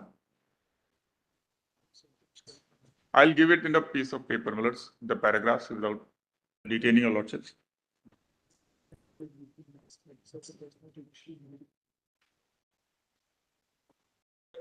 56 invocation will be in variety of situations which cannot be variegated situations. So therefore, what will be the circumstances, emergency, provision, or will depend. So I just wanted to point out to supplement those paragraphs which I'll give. And one more thing, Lord, that's a Constitution Review Committee was constituted under the chairmanship of Venkat Chellaiah, my lords. And 356 was an issue whether it should be retained, or he said this is the bulwark of the Constitution. So the concept changes with time. Initially, it was thought it will never be exercised, but the review committee says, and a very high-level committee, Justice Jeevan Reddy was also a member of that committee. And they say that is a bulwark, but yes, there has been some abuse. Therefore, the checks and balances, the adjudicatory powers, the judicial review is there to check it. So with this, I will conclude and say, that let us bury 370. 35A, I'll just, my friend has filed a writ petition also questioning 35A. So I just wanted to give your lordship, which again I'll mention in the piece of paper, the paragraphs of IR Kolho, where your lordships have held that this, if you come out with any instrument of law, with constitutional amendment, which that was in the context of 31B, Vaman Rao and in Minerva Mill and all those were considered, and the lordships have held that all laws which are placed in 31B will be tested. And so far as certain, of course, prospective overruling, etc., is a different concept. But here we are finding that 35A has been super added. It's a complete lock, stock denial of several vital fundamental rights. So in view of IR Polo, I submit that needs to be struck down. I'm grateful, Lord. Thank you, Mr.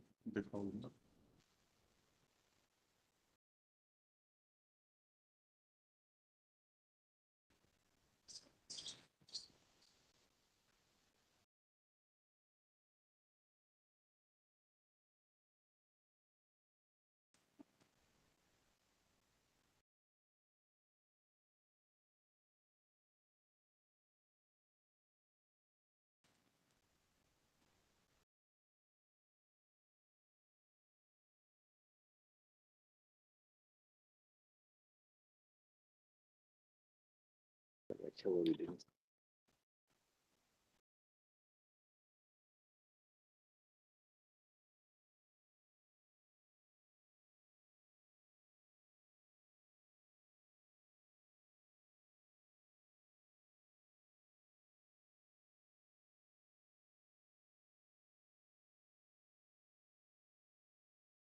May it please your Lordship. Lord, I beg to appear for the applicant in IA 139743 in writ petition 1070 of 2019. Repeat that, Mr. Giri, the IA number? Lord, the IA number is 139743.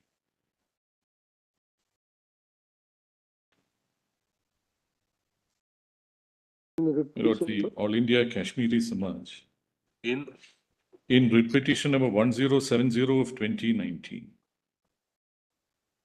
IA is filed which year? Lord, the IA is 139743 of 2023. 23. In writ petition number 1070 of 2019.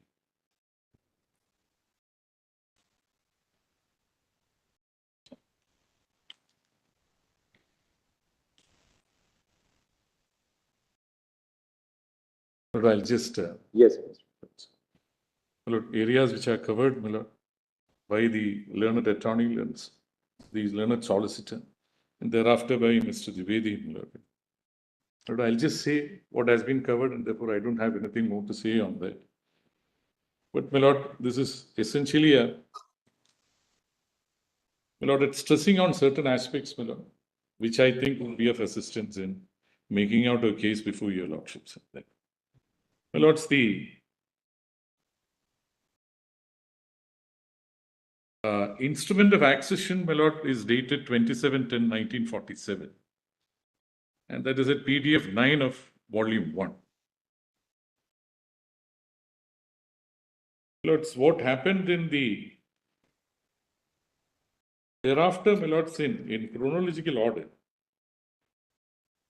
I'll be obliged if your Lordships kindly have a look at the proclamation issued by the Yuvraj Karan Singh in Volume 3 of the written submissions, the compilation of written submissions of the respondents at PDF page 44, part of the list of dates, my Lord, of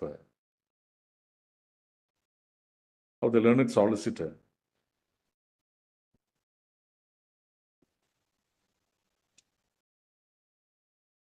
Page 44. Of volume? My Lord, of Volume 3, the same volume which was being referred to by. Because clause 7 and 8 of the instrument of accession was being relied on to contend for the position that there was a vestige of sovereignty which was retained by the Yuvraj even then, even after signing the instrument of accession, because that is what is articulated in the instrument of accession as such. My Lord, on 25/11/1949, the draft constitution was ready. And therefore, my Lords, the Yuvraj Karan Singh had the entirety of the constitution, including 370 as it was incorporated in the constitution before. Article 1 and 370, my Lord, which is incorporated, which is made as part of the constitution, or which is made as part of the applicability of which was made as part of Article 370. All this was before him. And therefore, my Lord, on 25/11/1949, if your Lordships have a look at PDF 44, Yuvraj Karan Singh issued a, my Lord, I'm reading from the solicitor's list of dates, issued a proclamation for the state of Jammu and Kashmir by which he declared and directed that the Constitution of India shortly to be adopted by the Constituent Assembly of India. So, Giri, you are at PDF page 54. No, PDF page 44. 44. 44. Written submissions, volume 3. My Lord, this is Yes, part of the list thanks. of dates that was placed before your Lordships by the learned solicitor. My Lord, the document is also included, but I thought this is easier, my Lord, because your Lordships will have to keep referring to it again and again. The said proclamation is both worth quoting in full. Sorry. Yes, I get it. Yes.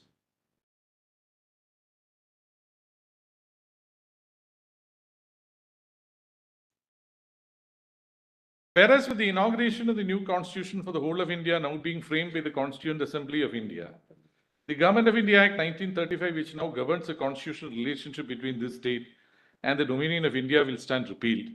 And whereas in the best interests of this state, which is closely linked with the rest of India by a community of interest in the economic, political, and other fields, it is desirable that the constitutional relationship established between the state and the Dominion of India should be continued as between the state and the contemplated Union of India, and the Constitution of India as drafted by the Constituent Assembly of India, which includes duly appointed representatives of the state, provides a suitable basis for doing so. I now hereby declare and direct that the Constitution of India, shortly to be adopted by the Constituent Assembly of India, shall, insofar as it is applicable to the state of Jammu and Kashmir, govern the constitutional relationship between this state and the contemplated Union of India, and shall be enforced in this state by me, my heirs and successors, in accordance with the tenor of its provisions, that the provisions of the said Constitution shall, as from the date of its commencement, supersede and abrogate all of the constitutional provisions inconsistent therewith which are at present in force in the state. Now, my lords, therefore, it was understood that on the enforcement of the Constitution of India, my lord, which took place on 26/1/1950, there is no residuary sovereignty that is retained, my lord, by the Yuvaraj in the state of Jammu and Kashmir.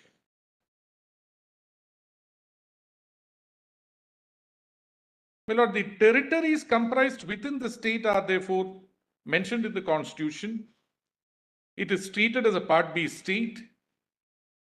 The provisions of the Constitution are made applicable to the Union of India, including the state of Jammu and Kashmir, with effect from the date of enforcement, that is, my lord, on 26/1/1950, when the Constitution commences. It is, my lord, difficult to countenance an argument, my lord, this I say so with greatest respect, that there was any sovereignty which, whether you call it as residuary, internal, as distinguished from external sovereignty, which survives, my lords, the enforcement of the Constitution of India with effect from 26/1/1950, when, after, my lord, the Yuvaraj had also made it clear and had declared that the relationship between the state and the union will now be governed by the provisions of the Indian Constitution, which means that we don't have anything more. We are governed by the Constitution of India. We have also looked into it. There were 4 representatives from the state of Jammu and Kashmir earlier in the Constituent Assembly. We have gone through each clause, and we have ultimately looked at 370 also, which is an integral part of the Constitution, which is also a part of the Constitution. And we have therefore decided that we will abide by this. Now, my lords, the question of if this is the integration, therefore becomes complete, my lord, on enforcement of the Constitution, there is nothing residuary about. Now, if your lordships kindly have a look at, my lord, I'm sorry, but then to make my submission, my lord, on the question of, my lord, what therefore survives under 3, what therefore survives, my lord, will also have to be looked into in Article 370 and 373, and there is nothing more, my lord, which can be read into it. There is nothing in the Constitution of India, my lord, which carves out an exception in the case of state of Jammu and Kashmir, both as regards the sovereignty, any sovereignty, other than, my lord, Article 370 itself. And 370, in my respectful submission, does not indicate that there is any residuary sovereignty that is left with the state of Jammu and Kashmir. It becomes a part of the Union of India. My lord, the enforcement of Article 370 also, and powers exercised by the President from time to time in issuing a constitutional order, is also an exercise of a power that is conferred, my lord, under the Constitution of India. It is nowhere else. President doesn't go outside the bounds of the Constitution. And therefore, my lord, if abrogation of 370, which would result, my lord, in the effacement of any special status that is given to the state of Jammu and Kashmir, is inbuilt into Article 370, and it is also within the knowledge of, my lord, the sovereign in the state of Jammu and Kashmir, my lord, prior to the enforcement of the Constitution, to say that I still retain some residuary sovereignty with me in spite of the enforcement of the Constitution after 26/1/1950, not reflected in Article 370, not reflected in any other provision of the Constitution of India, my lord, is not a submission that would be countenanced by your lordships. But what are the petitioners asking for? Petitioners, my lord, say that 370, which is a temporary provision, must be treated as a permanent part of the constitution. What form? If, my lords, is it for the purpose of, my lord, claiming for expansion of any right? Apparently not. No, my lord, because once the 370 goes, and, my lord, Jammu and Kashmir, my lord, therefore, the integration is complete even when the enforcement of the constitution takes place. My lord, the insignia of any sovereignty is a lawmaking power. One of the insignia is a lawmaking power. That's, my lord, the lawmaking power, my lord, has been with the union and with the states, my lord, in list 2 and list 3 also. Unless, my lord, the parliament by resort to the provisions, my lord, of lawmaking power in the list 3 also supersedes the legislation that is prevailing in the state. If, my lord, it completely therefore applies after Article 370 is abrogated, isn't there an expansion of the right, my lord, that is available to any person who says that I am a resident in the state of Jammu and Kashmir? I therefore belong to that state. I also belong to the Union of India. But therefore, my lord, what is the abridgment of the right, my lord, that the petitioners are really concerned about? No, my lords, insofar as abrogation of 370 is concerned, when the lordships would have noted that sub-article 3 was also therefore part of, my lord, in the manner in which it was framed even before 1950. Even on 26/1/1950, my lord, this is how it looked at. And that was at a point of time when the Constituent Assembly for the state was yet to be convened. It was convened later, my lord, in January 1951. Now, if your lordships kindly come to that for a moment. There are two places, my lord, where the Constituent Assembly for the state is referred to. Firstly, my lord, in sub-article 2, but please come to sub-article 3. Notwithstanding anything in the foregoing provisions of this article, the President may by public notification declare that this article shall cease to be operative or shall be operative only with such exceptions and modifications and from such date as he may specify. Provided that the recommendation of the Constituent Assembly of the state referred to in clause 2 shall be necessary before the President issues such a notification. My lord, the crucial words are recommendation of the Constituent Assembly of the state referred to in clause 2. My lord, in clause 2, the reference to the Constituent Assembly is qualified by certain words, my lord. If the concurrence of the government of the state referred to in paragraph 2 of subclause B of clause 1 or in the second proviso to subclause D of that clause be given before the Constituent Assembly, my lord, please permit me to read it slowly, for the purpose of framing the constitution of the state is convened. Therefore, my lord, it was understood that a Constituent Assembly will be convened for the purpose of framing the Constitution of India as originally contemplated in Article 370 itself. But this Constituent Assembly is only for the purpose of framing the Constitution of the state. And, my lord, it is a fact which is accomplished that on framing the Constitution for the state, my lord, it dissolved itself. That it will be convened for a specific purpose and that it will dissolve itself were also matters within the knowledge of the framers of the Constitution even then. And then, my lord, therefore, in proviso, when they refer to the Constituent Assembly for the state, there was a terminus acquo, my lord, for the Constituent Assembly, which was within the knowledge, my lord, of the framers, and therefore that is what is referred to in the proviso.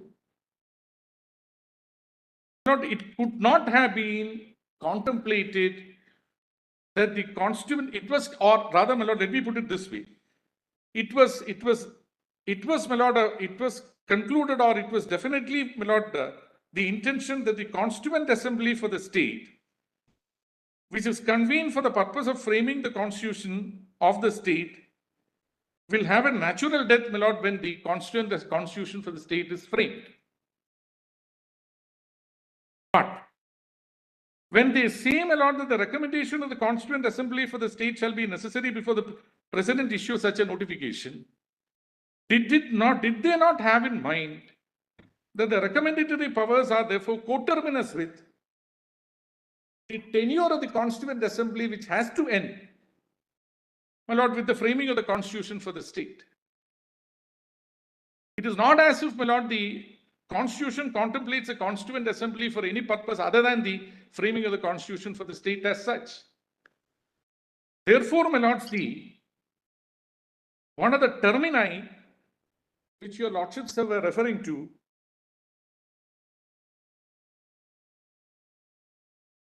there are two terminus echo, my lord, insofar as the Constituent Assembly is concerned, going by sub-article 2 and the proviso.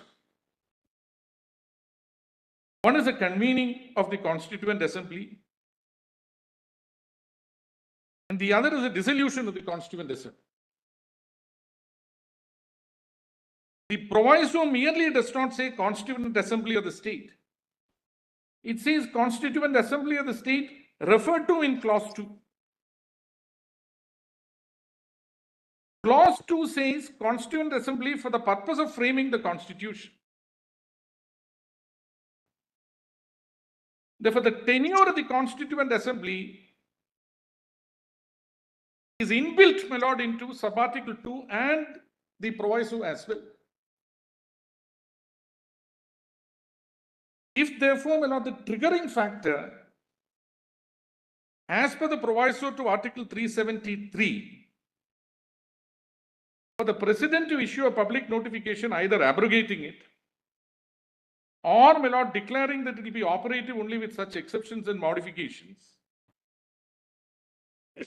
is a recommendation of the Constituent Assembly of the state referred to in clause 2.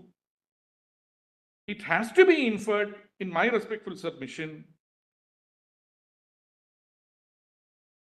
that the triggering factor would be alive and operative only till such time as the Constituent Assembly is alive. And this is an inference, my lord, which I beg to infer and which I commend for your lordship's acceptance.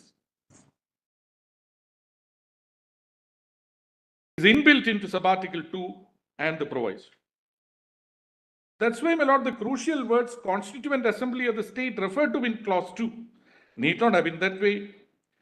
But when sub-article 2 says before the Constituent Assembly for the purpose of framing the Constitution of India, therefore, my lord, even originally it was contemplated that this Constituent Assembly for the state will have no function other than, my lord, or will be functus officio once the Constituent Assembly of the Constitution of the state is convened. That, my lord, it's a historically recognized fact that it actually dissolved itself in 1957 itself. But that's a different matter. But the point is, my lord, for the purpose of the proviso, the triggering factor, my lord, is contemplated as being available coterminous with the life of the Constituent Assembly referred to in sub-article 2, and therefore, my lord, it ceases to have any significance, my lord, once the Constituent Assembly is dissolved and once the Constitution of the state is formed. But, my lord, it cannot, under any interpretative tool, give fodder to a submission that Article 370 as a whole, and at any rate Article 370 sub-article 3, would also cease to be operative once a proviso becomes inoperative.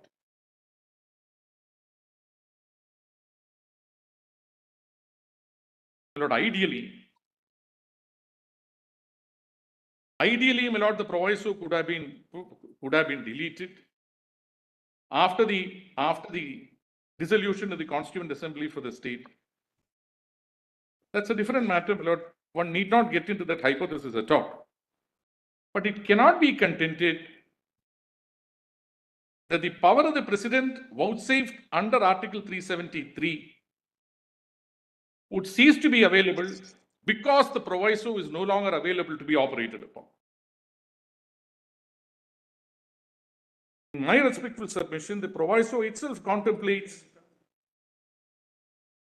that the recommendatory power of the Constituent Assembly, my lord, whatever is the content of the recommendatory power or not, my lord, it's a different matter. I think enough submissions have been made on that. But the recommendatory power of the Constituent Assembly was intended even originally to be coterminous with the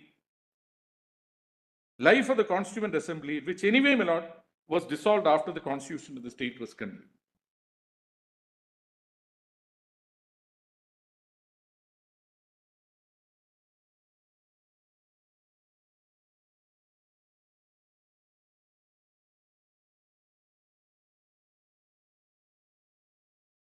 My lord, my written submissions are at pages 400 to 411, my lord, of volume 3, 401 to 411 of volume 3. 411 to 401 to 411. My lord, this aspect has been dealt with, my lord. I won't therefore take up more time of your lordships on this aspect.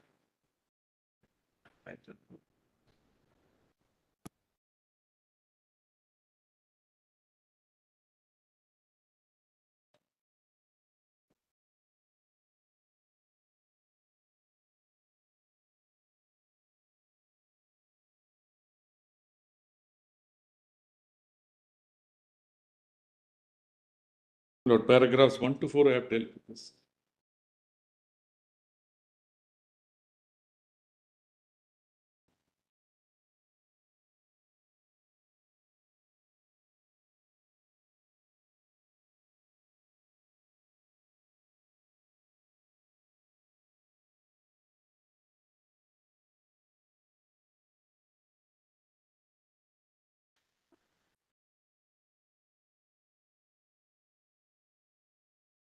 My lord, the next submission, my lord, would be on the aspect of federalism. Lord, there are two, my lord, papers, my lord, which your lordships may kindly have a look at, juxtaposed with each other.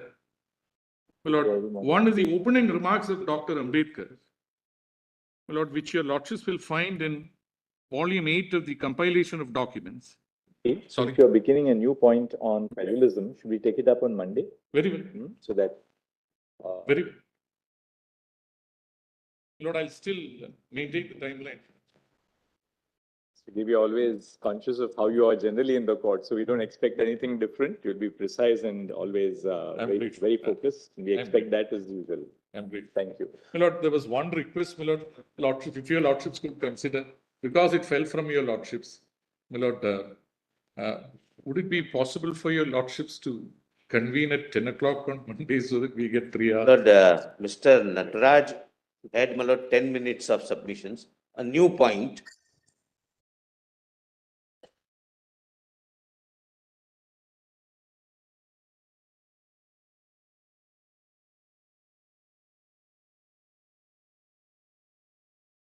Circumstance for today, we have given you full half day now.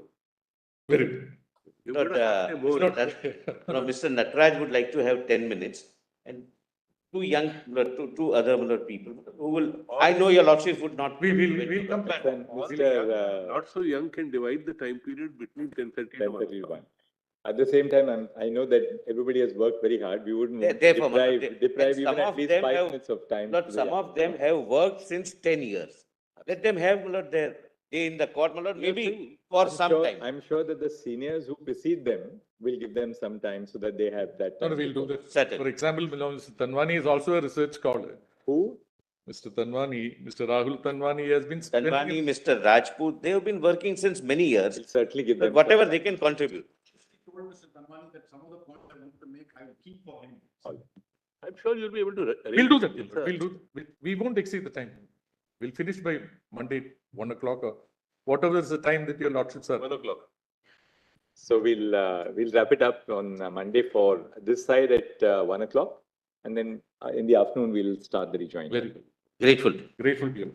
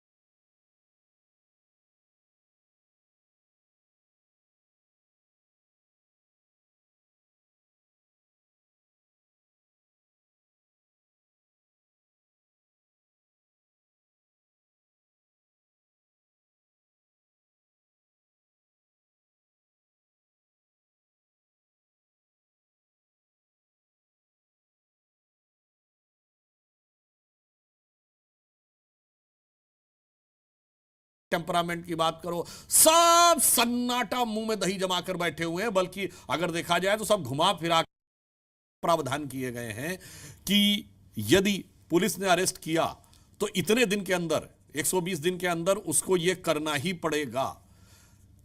Even न्यायालय के ऊपर भी बाध्यता है कि 30 दिन के अंदर उनको अपना निर्णय सुनाना पड़ेगा।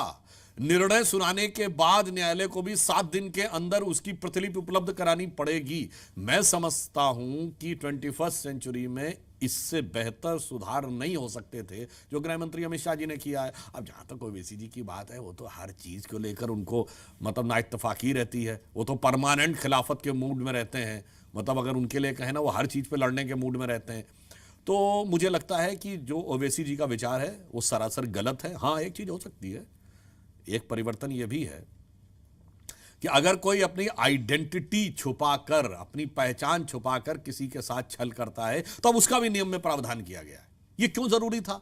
वो इसलिए जरूरी था कि एक जमाना था जब सोशल मीडिया नहीं थी, लोगों का एक दूसरे से संपर्क प्रत्यक्ष होता था या पत्राचार के द्वारा होता था, जिसमें आइडेंटिटी छुपाना बहुत मुश्किल होता था। उसमें एड्रेस भी होता था, आप आमने सामने मिल रहे हैं। आज सारा का सारा एक आभासी नेटवर्क के ऊपर है, तो आइडेंटिटी छुपाना, और अब तो ऐसी भी स्थिति है, पता नहीं दुनिया किस कोने से हो रहा है। तो इसलिए वह नियम बहुत स्पष्ट रूप से, और कितनी अच्छी बात गृह मंत्री जी ने एक और कही है कि यदि कोई भगोड़ा चला हो गया है, जैसे उन्होंने उदाहरण दिया कि दाऊद छोड़ के चला गया, तो अभी तक यह था उस पर मुकदमा नहीं चल सकता। नहीं, भगोड़ा हो गया है तो उस पर मुकदमा चलेगा और उसको सजा भी सुनाई जाएगी। दुनिया के जो शक्तिशाली देश हैं वो ये करते हैं। या तो फिर वो व्यक्ति भारत आकर, भारत की न्याय व्यवस्था के अंतर्गत आकर अपील करे, यदि नहीं करता है तो वो भारत के कानून की नजर में सजा याफ्ता है और वो दुनिया के कहीं भी किसी भी कोने में होगा तो कानूनन उस पर कार्रवाई हो सकती। इसलिए मैं कह रहा हूं, इतने प्रोग्रेसिव कानूनों के बारे में अगर ओवैसी जी कहते हैं, देखिए उनका तो माइंडसेट यही है। जो अभी पिछले कुछ साल पहले की एक फिल्म का गाना था ना, धुम धुम धड़म धड़ैया रे, सबसे बड़े लड़ैया रे। तो कहीं भी मामला हो, कश्मीर से लेकर हैदराबाद तक, वो लड़ने के लिए हमेशा तैयार रहते हैं। परमानेंट, स्थायी, परमानेंट बेलिगरेंट पोजीशन में रहते हैं, यानी स्थायी युद्धोन्माद की मुद्रा में रहते हैं। इसलिए ओवैसी जी का यह विचार बिल्कुल इसलिए तो नहीं बोल रहे कि लव जिहाद पर आपने सर्जिकल स्ट्राइक कर दी। मैं यही तो कह रहा हूं कि अगर कोई आइडेंटिटी छुपा कर रहा है तो उनकी बात ही अपने आप अपनी बात को काट रहे हैं। अगर वो वास्तविकता में लव है तो जनाब, प्यार में यकीन सबसे इंपॉर्टेंट होता है, उसमें छुपाया नहीं जाता है। और मैं पुनः कहना चाहता हूं, ये बहुत बड़ी जो एक कुछ कहावतें होती हैं जो लैंग्वेज के द्वारा हमारे दिमाग में भर जाती हैं। कहावत होती है ना, everything is fair in love and war. ये तो अंग्रेजी में है ना, इसका हिंदी क्या है? जंग और इश्क में सब कुछ जायज है ना। जंग हिंदी का शब्द है ना, इश्क हिंदी का शब्द है ना, जायज हिंदी का शब्द है। सब फारसी के शब्द है जो उर्दू से लिए गए। भारत की किसी परंपरा में ऐसा कोई कहावत ही नहीं है कि युद्ध, प्रेम और युद्ध में सब कुछ अनुचित है। हमारे यहां युद्ध का धर्म और प्रेम का त्याग होता था। इसलिए जो लोग छल कर रहे हैं प्रेम के साथ, अगर ओवैसी जी उन धोखेबाज लोगों के साथ खड़े हैं तो बात अलग है। और अगर ओवैसी जी को आपत्ति है तो इसका मतलब वो उन धोखेबाज लोगों के साथ खड़े हुए हैं। नहीं, ओवैसी जी जब मना करे तो सरकार मान लेती है सही दिशा में जा रहे हैं हम। देखिए, मैं ये बात कह रहा हूं ना, ओवैसी जी किस चीज के लिए मना नहीं किए आज तक बताइए? हर चीज के ऊपर उनका हमेशा इख्तलाफ रहता है। जिसे कहते हैं ना कि देखिए, एक सदन में नेता प्रतिपक्ष होते हैं, उर्दू में नेता प्रतिपक्ष जानते क्या कहते हैं? हिज्ब इख्तलाफ के सदर। ये क्या है? परमानेंट हिज्ब इख्तलाफ के सदर है। ये स्थायी नेता प्रतिपक्ष है। एक होता है नेता प्रतिपक्ष राज्यसभा, नेता प्रतिपक्ष लोकसभा, नेता प्रतिपक्ष विधानसभा। असदुद्दीन ओवैसी जी नेता प्रतिपक्ष स्थायी सभा। ठीक है, अगले मुद्दे पर चलते हैं। बहुत ही मतलब आजकल राहुल गांधी जी का स्पीच लोग यूट्यूब पे बहुत सुन रहे हैं और हमारा भी इंटरव्यू यूट्यूब पर जाने वाला है। तो मैं आपसे ये जानना चाहता हूँ, राहुल गांधी के संसद में स्पीच को आप कितने नंबर देंगे? क्योंकि आप खुद एक कुशल वक्ता हैं, आप जानते हैं वक्तव्य कला होती क्या है। देखिए, अगर वो नंबर देने लायक होती तो कांग्रेस उनसे शुरुआत करवाती।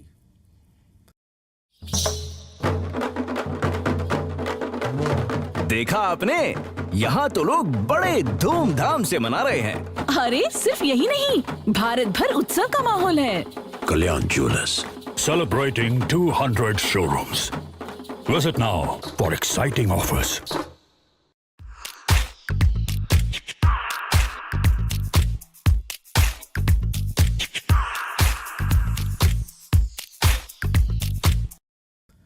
इतना बड़ा प्रचार किया गया, राहुल गांधी वापस आ गए, और ना उन्होंने शुरुआत की, तो इसका मतलब साफ समझ में आ गया कि कांग्रेस ही उनको नंबर देने के विचार में नहीं है।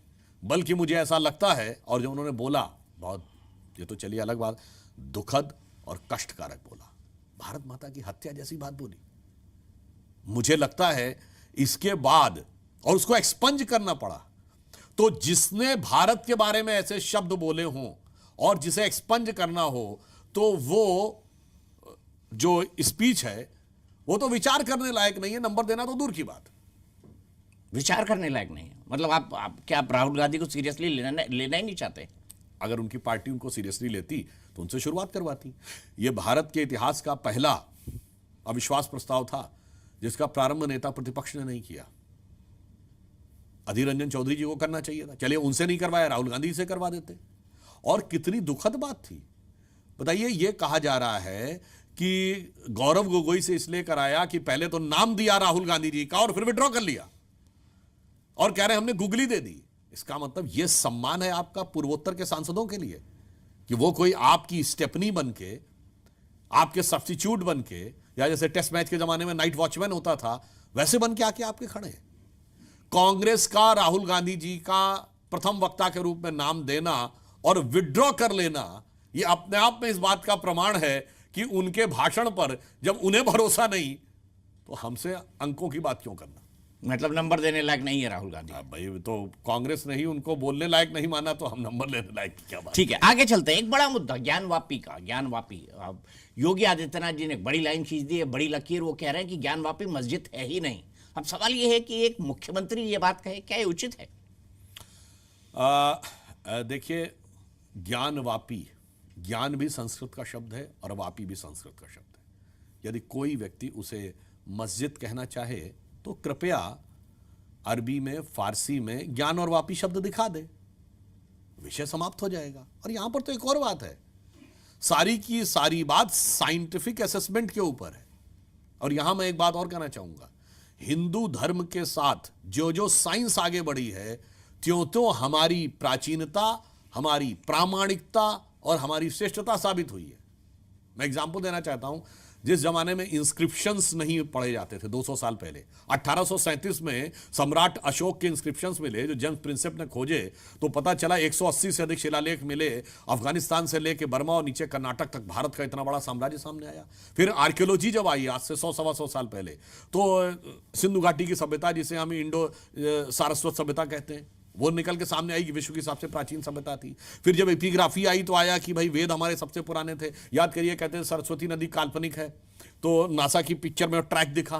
कहते थे राम सेतु था ही नहीं, वो उसमें ट्रैक दिखा। 2003 में जब समुद्र के नीचे सर्वे किया गया तो द्वारिका नगरी दिख गई। याद करिए 1976 में श्री राम जन्मभूमि के ऊपर खुदाई हो रही थी, तो जाके कोर्ट से स्टे ले लिए थे, क्योंकि इनको डर था कि खुदाई होगी तो कुछ निकल आएगा। मगर क्या करें, टेक्नोलॉजी ने मार दिया। रडार मैपिंग की टेक्नोलॉजी आ गई 2000 आते आते। जब अटल जी की सरकार थी तो भाई रोक खुदाई पे थी, रडार मैपिंग पे तो नहीं थे। रडार मैपिंग जैसे कि आप समझिए कि अल्ट्रासाउंड हो जाए।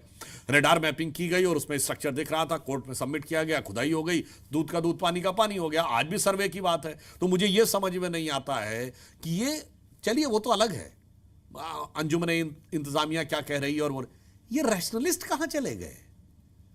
ये लेफ्ट लिबरल साइंटिफिक एटीट्यूड, ये सब कहां चले गए? जो कह रहे हैं आर्कियोलॉजी भी नहीं होनी चाहिए, सर्वे भी नहीं होना चाहिए, रडार मैपिंग भी नहीं होना चाहिए। ये है मुखौटा जो वैज्ञानिकता, प्रामाणिकता की बात करते हैं, सबूत के साथ बात करो, साइंटिफिक टेम्परामेंट की बात करो, सब सन्नाटा मुंह में दही जमा कर बैठे हुए हैं। बल्कि अगर देखा जाए तो सब घुमा फिराकर साइंटिफिक सर्वे न हो इसके पक्ष में खड़े हैं। इसलिए यहां मामला हिंदू मुस्लिम का नहीं है, मामला यह है, मैं दो बातें कहूंगा इसमें। मामला एक तो सामाजिक है। सामाजिक यह है कि मुस्लिम समाज के को एक बेहतरीन मौका मिला है।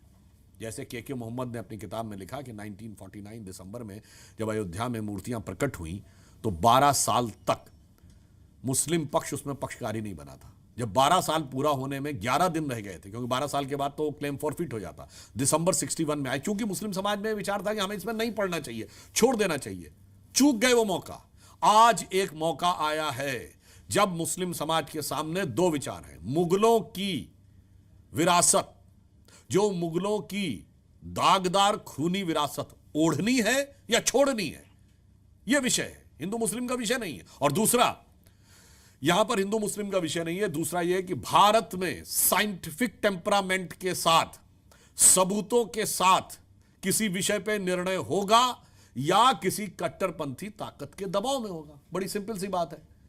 तो इसलिए जो कुछ कहा गया इसमें मुझे कोई गलत चीज तो लगती नहीं। आपको लगता है मतलब ज्ञानवापी मंदिर है और मुस्लिमों को हिंदू समाज को उसे सौंप देनी चाहिए? आप देखिए, एक और बड़ी मजेदार बात कहूं, अगर मुस्लिम समाज की तरफ से एक और तर्क क्या दिया जाता है, मैं तर्क कहूं या कुतर्क कहूं, कि साहब उसके अंदर जो हिंदू चिन्ह दिख रहे हैं, त्रिशूल दिख रहे हैं, कमल के फूल दिख रहे हैं, साहब दीन इलाही चलाया था अकबर ने, इसलिए थी। मान्यवर, दीन इलाही की वजह से अकबर को इस्लाम से खारिज कर दिया गया था। दीन इलाही को गैर इस्लामिक माना गया था, क्योंकि इनडायरेक्टली अकबर ने तो उसमें अपने को पैगंबर एक प्रकार से घोषित कर दिया गया था। तो जो चीज एंटी इस्लामिक थी उसके लिए आप आज लड़ रहे हैं। मतलब हिपोक्रेसी की पराकाष्ठा है कि आप किसी भी चीज में जाकर उस बात को जस्टिफाई करने के लिए जिसको आपने ऐलानिया माना। और इस चीज में तो फिर ये भी है, बाकायदा अगर आप देखें तो सारे फैक्चुअल्स अवेलेबल हैं कि भाई 6 अप्रैल 1669 को बाकायदा मसीर आलमगिरी में है कि ऑर्डर दिया गया कि मस्जिद ढहा दी जाए, मंदिर ढहा दिया जाए। फिर मई 1669 में फौज भेजने का आदर्श है, जो मसीर आलमगिरी ट्रांसलेटेड बाय जदुनाथ सरकार, पेज नंबर 81, पेज नंबर 84 पे है। फिर 2 सितंबर 1669 को हुक्म की तामील हो गई, यानी मंदिर ढहा दिया गया, ये भी है। तो जब ये, अच्छा ये क्या है, ये किसी बुक में किसी राइटर ने अपना ओपिनियन नहीं लिखा है। जैसे आज गवर्नमेंट ऑर्डर जारी होते हैं वैसे ये फरमान है, लाइक द गवर्नमेंट ऑर्डर, जीओज। अब इसमें तो कोई किंतु परंतु की गुंजाइश ही नहीं है। तो इसीलिए मैंने कहा, जिसको उत्तर प्रदेश में शासनादेश कहते हैं, जिसे शासनादेश कहते हैं और या राजकीय आदेश कहते हैं, इसलिए मैं कहना चाहता हूं कि आज ये एक मौका है कि मुगलों की विरासत ओढ़े रखनी है या मुगलों की विरासत छोड़नी है। अतीत के उस अंधकार में विरासत के साथ अपने को जोड़कर उसी अंधेरे में पड़े रहना है या नए उजाले की तरफ बढ़ना। ठीक है, मैं चलता हूं। आप गाने बड़े अच्छे अच्छे सुनाते हैं, वो आप बहुत अच्छी अच्छी बातें भी करते हैं, बहुत अच्छे अच्छे आप दोहे चौपाई सब कुछ सुनाते हैं। राहुल गांधी के लिए क्या कहेंगे इस सेशन को देखने के बाद, वापसी के बाद? देखिए, राहुल गांधी जी के लिए वो पंक्ति भी बड़ी उपयुक्त लगती है कि कारवां गुजर गया गुबार देखते रहे।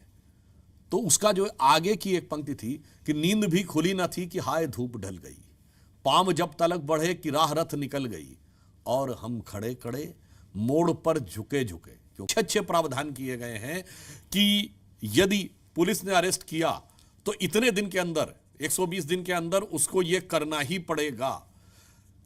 इवन न्यायालय के ऊपर भी बाध्यता है कि 30 दिन के अंदर उनको अपना निर्णय सुनाना पड़ेगा। निर्णय सुनाने के बाद न्यायालय को भी 7 दिन के अंदर उसकी प्रतिलिपि उपलब्ध करानी पड़ेगी। मैं समझता हूं कि 21st सेंचुरी में इससे बेहतर सुधार नहीं हो सकते थे जो गृह मंत्री अमित शाह जी ने किया है। अब जहां तक ओवैसी जी की बात है, वो तो हर चीज को लेकर उनको मतलब ना इत्तेफाकी रहती है, वो तो परमानेंट खिलाफत के मूड में रहते हैं। मतलब अगर उनके लिए कहें ना, वो हर चीज पे लड़ने के मूड में रहते हैं। तो मुझे लगता है कि जो ओवैसी जी का विचार है वो सरासर गलत है। हाँ, एक चीज हो सकती है, एक परिवर्तन ये भी है कि अगर कोई अपनी आइडेंटिटी छुपाकर, अपनी पहचान छुपाकर किसी के साथ छल करता है तो अब उसका भी नियम में प्रावधान किया गया है। ये क्यों जरूरी था? वो इसलिए जरूरी था कि एक जमाना था जब सोशल मीडिया नहीं थी, लोगों का एक दूसरे से संपर्क प्रत्यक्ष होता था या पत्राचार के द्वारा होता था, जिसमें आइडेंटिटी छुपाना बहुत मुश्किल होता था। उसमें एड्रेस भी होता था, आप आमने सामने मिल रहे हैं। आज सारा का सारा एक आभासी नेटवर्क के ऊपर है, तो आइडेंटिटी छुपाना, और अब तो ऐसी भी स्थिति है, पता नहीं दुनिया किस कोने से हो रहा है। तो इसलिए वह नियम बहुत स्पष्ट रूप से, और कितनी अच्छी बात गृह मंत्री जी ने एक और कही है कि यदि कोई भगोड़ा चला हो गया है, जैसे उन्होंने उदाहरण दिया कि दाऊद छोड़ के चला गया, तो अभी तक यह था उस पर मुकदमा नहीं चल सकता। नहीं, भगोड़ा हो गया है तो उस पर मुकदमा चलेगा और उसको सजा भी सुनाई जाएगी। दुनिया के जो शक्तिशाली देश हैं वो ये करते हैं। या तो फिर वो व्यक्ति भारत आकर, भारत की न्याय व्यवस्था के अंतर्गत आकर अपील करे, यदि नहीं करता है तो वो भारत के कानून की नजर में सजा याफ्ता है और वो दुनिया के कहीं भी किसी भी कोने में होगा तो कानूनन उस पर कार्रवाई हो सकती। इसलिए मैं कह रहा हूं, इतने प्रोग्रेसिव कानूनों के बारे में अगर ओवैसी जी कहते हैं, देखिए उनका तो माइंडसेट यही है। जो अभी पिछले कुछ साल पहले की एक फिल्म का गाना था ना, धुम धुम धड़म धड़ैया रे सबसे बड़े लड़ैया रे, तो कहीं भी मामला हो, कश्मीर से लेकर हैदराबाद तक, वो लड़ने के लिए हमेशा तैयार रहते हैं। परमानेंट, स्थायी, परमानेंट बेलिगरेंट पोजीशन में रहते हैं, यानी स्थायी युद्धोन्माद की मुद्रा में रहते हैं। इसलिए ओवैसी जी का यह विचार बिल्कुल इसलिए तो नहीं गलत बोल रहे क्योंकि लव जिहाद पर आपने सर्जिकल स्ट्राइक कर दी। मैं यही तो कह रहा हूं कि अगर कोई आइडेंटिटी छुपा कर रहा है तो उनकी बात ही अपनी बात को काट रहे हैं। अगर वो वास्तविकता में लव है तो जनाब, प्यार में यकीन सबसे इंपॉर्टेंट होता है, उसमें छुपाया नहीं जाता है। और मैं पुनः कहना चाहता हूं, ये बहुत बड़ी जो एक कुछ कहावतें होती हैं जो लैंग्वेज के द्वारा हमारे दिमाग में भर जाती हैं। कहावत होती है ना, everything is fair in love and war. ये तो अंग्रेजी में है ना, इसका हिंदी क्या है? जंग और इश्क में सब कुछ जायज है ना। जंग हिंदी का शब्द है ना, इश्क हिंदी का शब्द है ना, जायज हिंदी का शब्द है, सब फारसी के शब्द है जो उर्दू से लिए गए। भारत की किसी परंपरा में ऐसा कोई कहावत ही नहीं है कि युद्ध, प्रेम और युद्ध में सब कुछ अनुचित है। हमारे यहां युद्ध का धर्म और प्रेम का त्याग होता था। इसलिए जो लोग छल कर रहे हैं प्रेम के साथ, अगर ओवैसी जी उन धोखेबाज लोगों के साथ खड़े हैं तो बात अलग है। और अगर ओवैसी जी को आपत्ति है तो इसका मतलब वो उन धोखेबाज लोगों के साथ खड़े हुए हैं। नहीं, ओवैसी जी जब मना करे तो सरकार मान लेती है सही दिशा में जा रहे हैं हम। देखिए, मैं ये बात कह रहा हूं ना, ओवैसी जी किस चीज के लिए मना नहीं किए आज तक बताइए? हर चीज के ऊपर उनका हमेशा इख्तलाफ रहता है। जिसे कहते हैं ना कि देखिए, एक सदन में नेता प्रतिपक्ष होते हैं, उर्दू में नेता प्रतिपक्ष जानते क्या कहते हैं? हिज़्ब इख्तलाफ के सदर। ये क्या है? परमानेंट हिज़्ब इख्तलाफ के सदर है। ये स्थायी नेता प्रतिपक्ष है। एक होता है नेता प्रतिपक्ष राज्यसभा, नेता प्रतिपक्ष लोकसभा, नेता प्रतिपक्ष विधानसभा। असदुद्दीन ओवैसी जी नेता प्रतिपक्ष स्थायी सभा। ठीक है, अगले मुद्दे पर चलते हैं। बहुत ही मतलब आजकल राहुल गांधी जी का स्पीच लोग यूट्यूब पे बहुत सुन रहे हैं और हमारा भी इंटरव्यू यूट्यूब पर जाने वाला है। तो मैं आपसे ये जानना चाहता हूँ, राहुल गांधी के संसद में स्पीच को आप कितने नंबर देंगे? क्योंकि आप खुद एक कुशल वक्ता हैं, आप जानते हैं वक्तव्य की कला होती क्या है। देखिए, अगर वो नंबर देने लायक होती तो कांग्रेस उनसे शुरुआत करवाती। इतना बड़ा प्रचार किया गया, राहुल गांधी वापस आ गए और ना उन्होंने शुरुआत की, तो इसका मतलब साफ समझ में आ गया कि कांग्रेस ही उनको नंबर देने के विचार में नहीं है। बल्कि मुझे ऐसा लगता है, और जो उन्होंने बोला बहुत, ये तो चलिए अलग बात, दुखद और कष्टकारक बोला। भारत माता की हत्या जैसी बात बोली। मुझे लगता है इसके बाद, और उसको एक्सपंज करना पड़ा, तो जिसने भारत के बारे में ऐसे शब्द बोले हों और जिसे एक्सपंज करना हो, तो वो जो स्पीच है वो तो विचार करने लायक नहीं है। नंबर देना तो दूर की बात। विचार करने लायक नहीं है मतलब आप राहुल गांधी को सीरियसली लेना ही नहीं चाहते? अगर उनकी पार्टी उनको सीरियसली लेती तो उनसे शुरुआत करवाती। ये भारत के इतिहास का पहला अविश्वास प्रस्ताव था जिसका प्रारंभ नेता प्रतिपक्ष ने नहीं किया। अधीर रंजन चौधरी जी को करना चाहिए था। चलिए, उनसे नहीं करवाया, राहुल गांधी से करवा देते। और कितनी दुखद बात थी बताइए। ये कहा जा रहा है कि गौरव गोगोई से इसलिए कराया कि पहले तो नाम दिया राहुल गांधी जी का और फिर विड्रॉ कर लिया, और कह रहे हैं हमने गुगली दे दी। इसका मतलब यह सम्मान है आपका पूर्वोत्तर के सांसदों के लिए कि वो कोई आपकी स्टेपनी बनके, आपके सब्स्टिट्यूट बनके, या जैसे टेस्ट मैच के जमाने में नाइट वॉचमैन होता था, वैसे बन के आके आपके खड़े हैं। कांग्रेस का राहुल गांधी जी का प्रथम वक्ता के रूप में नाम देना और विड्रॉ कर लेना, यह अपने आप में इस बात का प्रमाण है कि उनके भाषण पर जब उन्हें भरोसा नहीं तो हमसे अंकों की बात क्यों करना। मतलब नंबर देने लायक नहीं है राहुल गांधी। भाई, तो कांग्रेस ने ही उनको बोलने लायक नहीं माना तो हम नंबर लेने लायक की क्या बात। ठीक है, आगे चलते हैं। एक बड़ा मुद्दा ज्ञानवापी। अब योगी आदित्यनाथ जी ने एक बड़ी लाइन खींच दी है, बड़ी लकीर। वो कह रहे हैं कि ज्ञानवापी मस्जिद है ही नहीं। अब सवाल ये है कि एक मुख्यमंत्री ये बात कहे, क्या ये उचित है? देखिए, ज्ञानवापी, ज्ञान भी संस्कृत का शब्द है और वापी भी संस्कृत का शब्द है। यदि कोई व्यक्ति उसे मस्जिद कहना चाहे तो कृपया अरबी में, फारसी में ज्ञान और वापी शब्द दिखा दे, विषय समाप्त हो जाएगा। और यहां पर तो एक और बात है, सारी की सारी बात साइंटिफिक असेसमेंट के ऊपर है। और यहां मैं एक बात और कहना चाहूंगा, हिंदू धर्म के साथ जो जो साइंस आगे बढ़ी है, त्यों हमारी प्राचीनता, हमारी प्रामाणिकता और हमारी श्रेष्ठता साबित हुई है। मैं एग्जाम्पल देना चाहता हूं, जिस जमाने में इंस्क्रिप्शंस नहीं पढ़े जाते थे 200 साल पहले, 1837 में सम्राट अशोक के इंस्क्रिप्शंस मिले जो जेम्स प्रिंसेप ने खोजे, तो पता चला 180 से अधिक शिलालेख मिले अफगानिस्तान से लेके बर्मा और नीचे कर्नाटक तक। भारत का इतना बड़ा साम्राज्य सामने आया। फिर आर्कियोलॉजी जब आई आज से 100-125 साल पहले, तो सिंधु घाटी की सभ्यता, जिसे हम इंडो सारस्वत सभ्यता कहते हैं, वो निकल के सामने आई कि विश्व की सबसे प्राचीन सभ्यता थी। फिर जब एपिग्राफी आई तो आया कि भाई वेद हमारे सबसे पुराने थे। याद करिए, कहते हैं सरस्वती नदी काल्पनिक है, तो नासा की पिक्चर में ट्रैक दिखा, कहते थे राम सेतु था ही नहीं, वो उसमें ट्रैक दिखा। 2003 में जब समुद्र के नीचे सर्वे किया गया तो द्वारिका नगरी दिख गई। याद करिए 1976 में श्री राम जन्मभूमि के ऊपर खुदाई हो रही थी, तो जाके कोर्ट से स्टे ले लिए थे, क्योंकि इनको डर था कि खुदाई होगी तो कुछ निकल आएगा। मगर क्या करें, टेक्नोलॉजी ने मार दिया। रडार मैपिंग की टेक्नोलॉजी आ गई 2000 आते आते, जब अटल जी की सरकार थी तो भाई रोक खुदाई पे थी, रडार मैपिंग पे तो नहीं थे। रडार मैपिंग जैसे कि आप समझिए कि अल्ट्रासाउंड हो जाए, रडार मैपिंग की गई और उसमें स्ट्रक्चर दिख रहा था, कोर्ट में सबमिट किया गया, खुदाई हो गई, दूध का दूध पानी का पानी हो गया। आज भी सर्वे की बात है। तो मुझे ये समझ में नहीं आता है कि ये, चलिए वो तो अलग है, अंजुमन इंतजामिया क्या कह रही है, और ये रैशनलिस्ट कहां चले गए,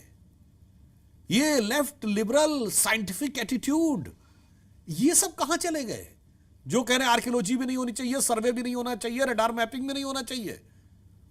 ये है मुखौटा जो वैज्ञानिकता प्रामाणिकता की बात करते हैं, सबूत के साथ बात करो, साइंटिफिक टेम्परामेंट की बात करो, सब सन्नाटा मुंह में दही जमा कर बैठे हुए हैं। बल्कि अगर देखा जाए तो सब घुमा फिराकर साइंटिफिक सर्वे न हो इसके पक्ष में खड़े हैं। इसलिए यहां मामला हिंदू मुस्लिम का नहीं है, मामला यह है, मैं दो बातें कहूंगा इसमें। मामला एक तो सामाजिक है। सामाजिक यह है कि मुस्लिम समाज के को एक बेहतरीन मौका मिला है।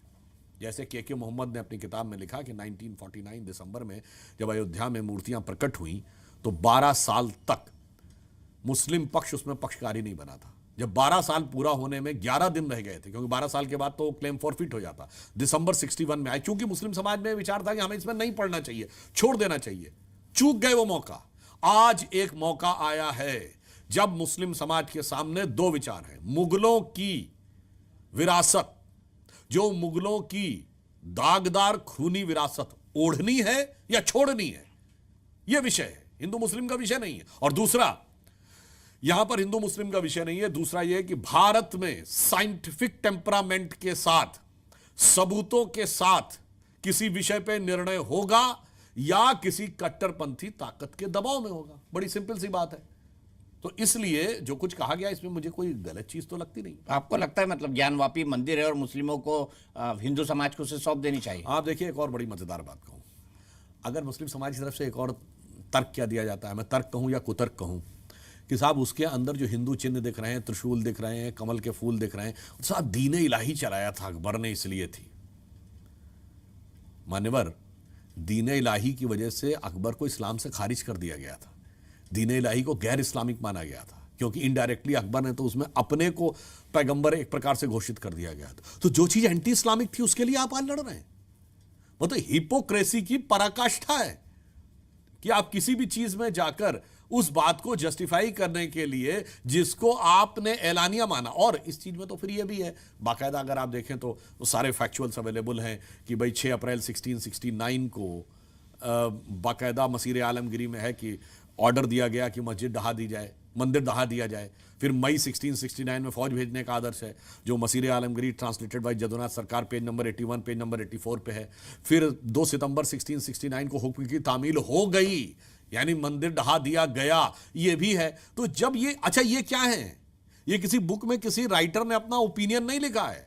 जैसे आज गवर्नमेंट ऑर्डर जारी होते हैं वैसे ये फरमान है, लाइक द गवर्नमेंट ऑर्डर, जीओज। अब इसमें तो कोई किंतु परंतु की गुंजाइश ही नहीं है। तो इसीलिए मैंने कहा, जिसको उत्तर प्रदेश में शासनादेश कहते हैं, जिसे शासनादेश कहते हैं और या राजकीय आदेश कहते हैं, इसलिए मैं कहना चाहता हूं कि आज एक मौका है कि मुगलों की विरासत ओढ़े रखनी है या मुगलों की विरासत छोड़नी है।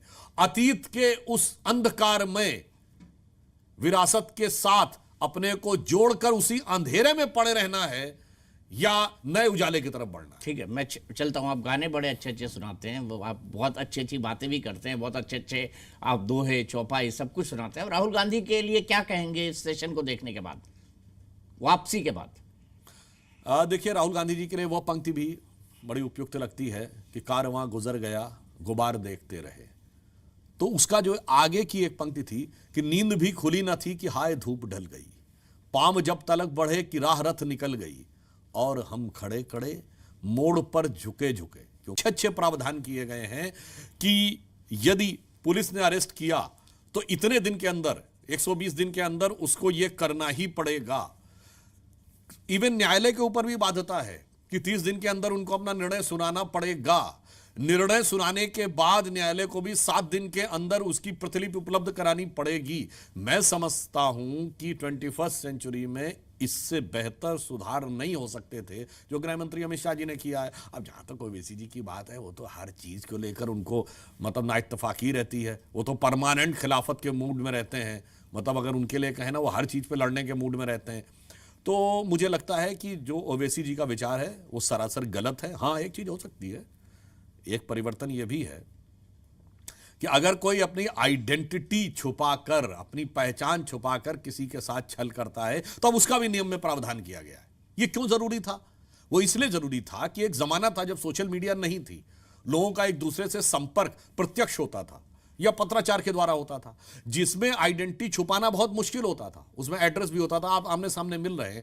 आज सारा का सारा एक आभासी नेटवर्क के ऊपर है, तो आइडेंटिटी छुपाना, और अब तो ऐसी भी स्थिति है, पता नहीं दुनिया किस कोने से हो रहा है। तो इसलिए वह नियम बहुत स्पष्ट रूप से, और कितनी अच्छी बात गृह मंत्री जी ने एक और कही है कि यदि कोई भगोड़ा चला हो गया है, जैसे उन्होंने उदाहरण दिया कि दाऊद छोड़ के चला गया, तो अभी तक यह था उस पर मुकदमा नहीं चल सकता। नहीं, भगोड़ा हो गया है तो उस पर मुकदमा चलेगा और उसको सजा भी सुनाई जाएगी। दुनिया के जो शक्तिशाली देश हैं वो ये करते हैं। या तो फिर वो व्यक्ति भारत आकर, भारत की न्याय व्यवस्था के अंतर्गत आकर अपील करे, यदि नहीं करता है तो वो भारत के कानून की नजर में सजा याफ्ता है और वो दुनिया के कहीं भी किसी भी कोने में होगा तो कानूनन उस पर कार्रवाई हो सकती है। इसलिए मैं कह रहा हूं, इतने प्रोग्रेसिव कानूनों के बारे में अगर ओवैसी जी कहते हैं, देखिए उनका तो माइंडसेट यही है। जो अभी पिछले कुछ साल पहले की एक फिल्म का गाना था ना, धुम धुम धड़म धड़ैया रे, सबसे बड़े लड़ैया रे। तो कहीं भी मामला हो, कश्मीर से लेकर हैदराबाद तक, वो लड़ने के लिए हमेशा तैयार रहते हैं। परमानेंट, स्थायी, परमानेंट बेलिगरेंट पोजीशन में रहते हैं, यानी स्थायी युद्धोन्माद की मुद्रा में रहते हैं। इसलिए ओवैसी जी का यह विचार बिल्कुल इसलिए तो नहीं बोल रहे कि लव जिहाद पर आपने सर्जिकल स्ट्राइक कर दी। मैं यही तो कह रहा हूं कि अगर कोई आइडेंटिटी छुपा कर रहा है तो उनकी बात ही अपनी बात को काट रहे हैं। अगर वो वास्तविकता में लव है तो जनाब, प्यार में यकीन सबसे इंपॉर्टेंट होता है, उसमें छुपाया नहीं जाता है। और मैं पुनः कहना चाहता हूं, ये बहुत बड़ी जो एक कुछ कहावतें होती हैं जो लैंग्वेज के द्वारा हमारे दिमाग में भर जाती हैं। कहावत होती है ना, everything is fair in love and war. ये तो अंग्रेजी में है ना, इसका हिंदी क्या है? जंग और इश्क में सब कुछ जायज है। ना जंग हिंदी का शब्द है, ना इश्क हिंदी का शब्द है, ना जायज हिंदी का शब्द है। सब फारसी के शब्द है जो उर्दू से लिए गए। भारत की किसी परंपरा में ऐसा कोई कहावत ही नहीं है कि युद्ध, प्रेम और युद्ध में सब कुछ अनुचित है। हमारे यहां युद्ध का धर्म और प्रेम का त्याग होता था। इसलिए जो लोग छल कर रहे हैं प्रेम के साथ, अगर ओवैसी जी उन धोखेबाज लोगों के साथ खड़े हैं तो बात अलग है। और अगर ओवैसी जी को आपत्ति है तो इसका मतलब वो उन धोखेबाज लोगों के साथ खड़े हुए हैं। नहीं, ओवैसी जी जब मना करे तो सरकार मान लेती है सही दिशा में जा रहे हैं हम। देखिए, मैं ये बात कह रहा हूं ना, ओवैसी जी किस चीज के लिए मना नहीं किए आज तक बताइए? हर चीज के ऊपर उनका हमेशा इख्तलाफ रहता है। जिसे कहते हैं ना कि देखिए, एक सदन में नेता प्रतिपक्ष होते हैं, उर्दू में नेता प्रतिपक्ष जानते क्या कहते हैं? हिज्ब इख्तलाफ के सदर।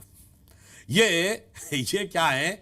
परमानेंट हिज्ब इख्तलाफ के सदर है। ये स्थायी नेता प्रतिपक्ष है। एक होता है नेता प्रतिपक्ष राज्यसभा, नेता प्रतिपक्ष लोकसभा, नेता प्रतिपक्ष विधानसभा। असदुद्दीन ओवैसी जी नेता प्रतिपक्ष स्थायी सभा। ठीक है, अगले मुद्दे पर चलते हैं। बहुत ही मतलब आजकल राहुल गांधी जी का स्पीच लोग यूट्यूब पे बहुत सुन रहे हैं और हमारा भी इंटरव्यू यूट्यूब पर जाने वाला है। तो मैं आपसे ये जानना चाहता हूँ, राहुल गांधी के संसद में स्पीच को आप कितने नंबर देंगे? क्योंकि आप खुद एक कुशल वक्ता हैं, आप जानते हैं वक्तव्य की कला होती क्या है। देखिए, अगर वो नंबर देने लायक होती तो कांग्रेस उनसे शुरुआत करवाती। इतना बड़ा प्रचार किया गया, राहुल गांधी वापस आ गए और ना उन्होंने शुरुआत की, तो इसका मतलब साफ समझ में आ गया कि कांग्रेस ही उनको नंबर देने के विचार में नहीं है। बल्कि मुझे ऐसा लगता है, और जो उन्होंने बोला बहुत, ये तो चलिए अलग बात, दुखद और कष्टकारक बोला। भारत माता की हत्या जैसी बात बोली। मुझे लगता है इसके बाद, और उसको एक्सपंज करना पड़ा, तो जिसने भारत के बारे में ऐसे शब्द बोले हों और जिसे एक्सपंज करना हो, तो वो जो स्पीच है वो तो विचार करने लायक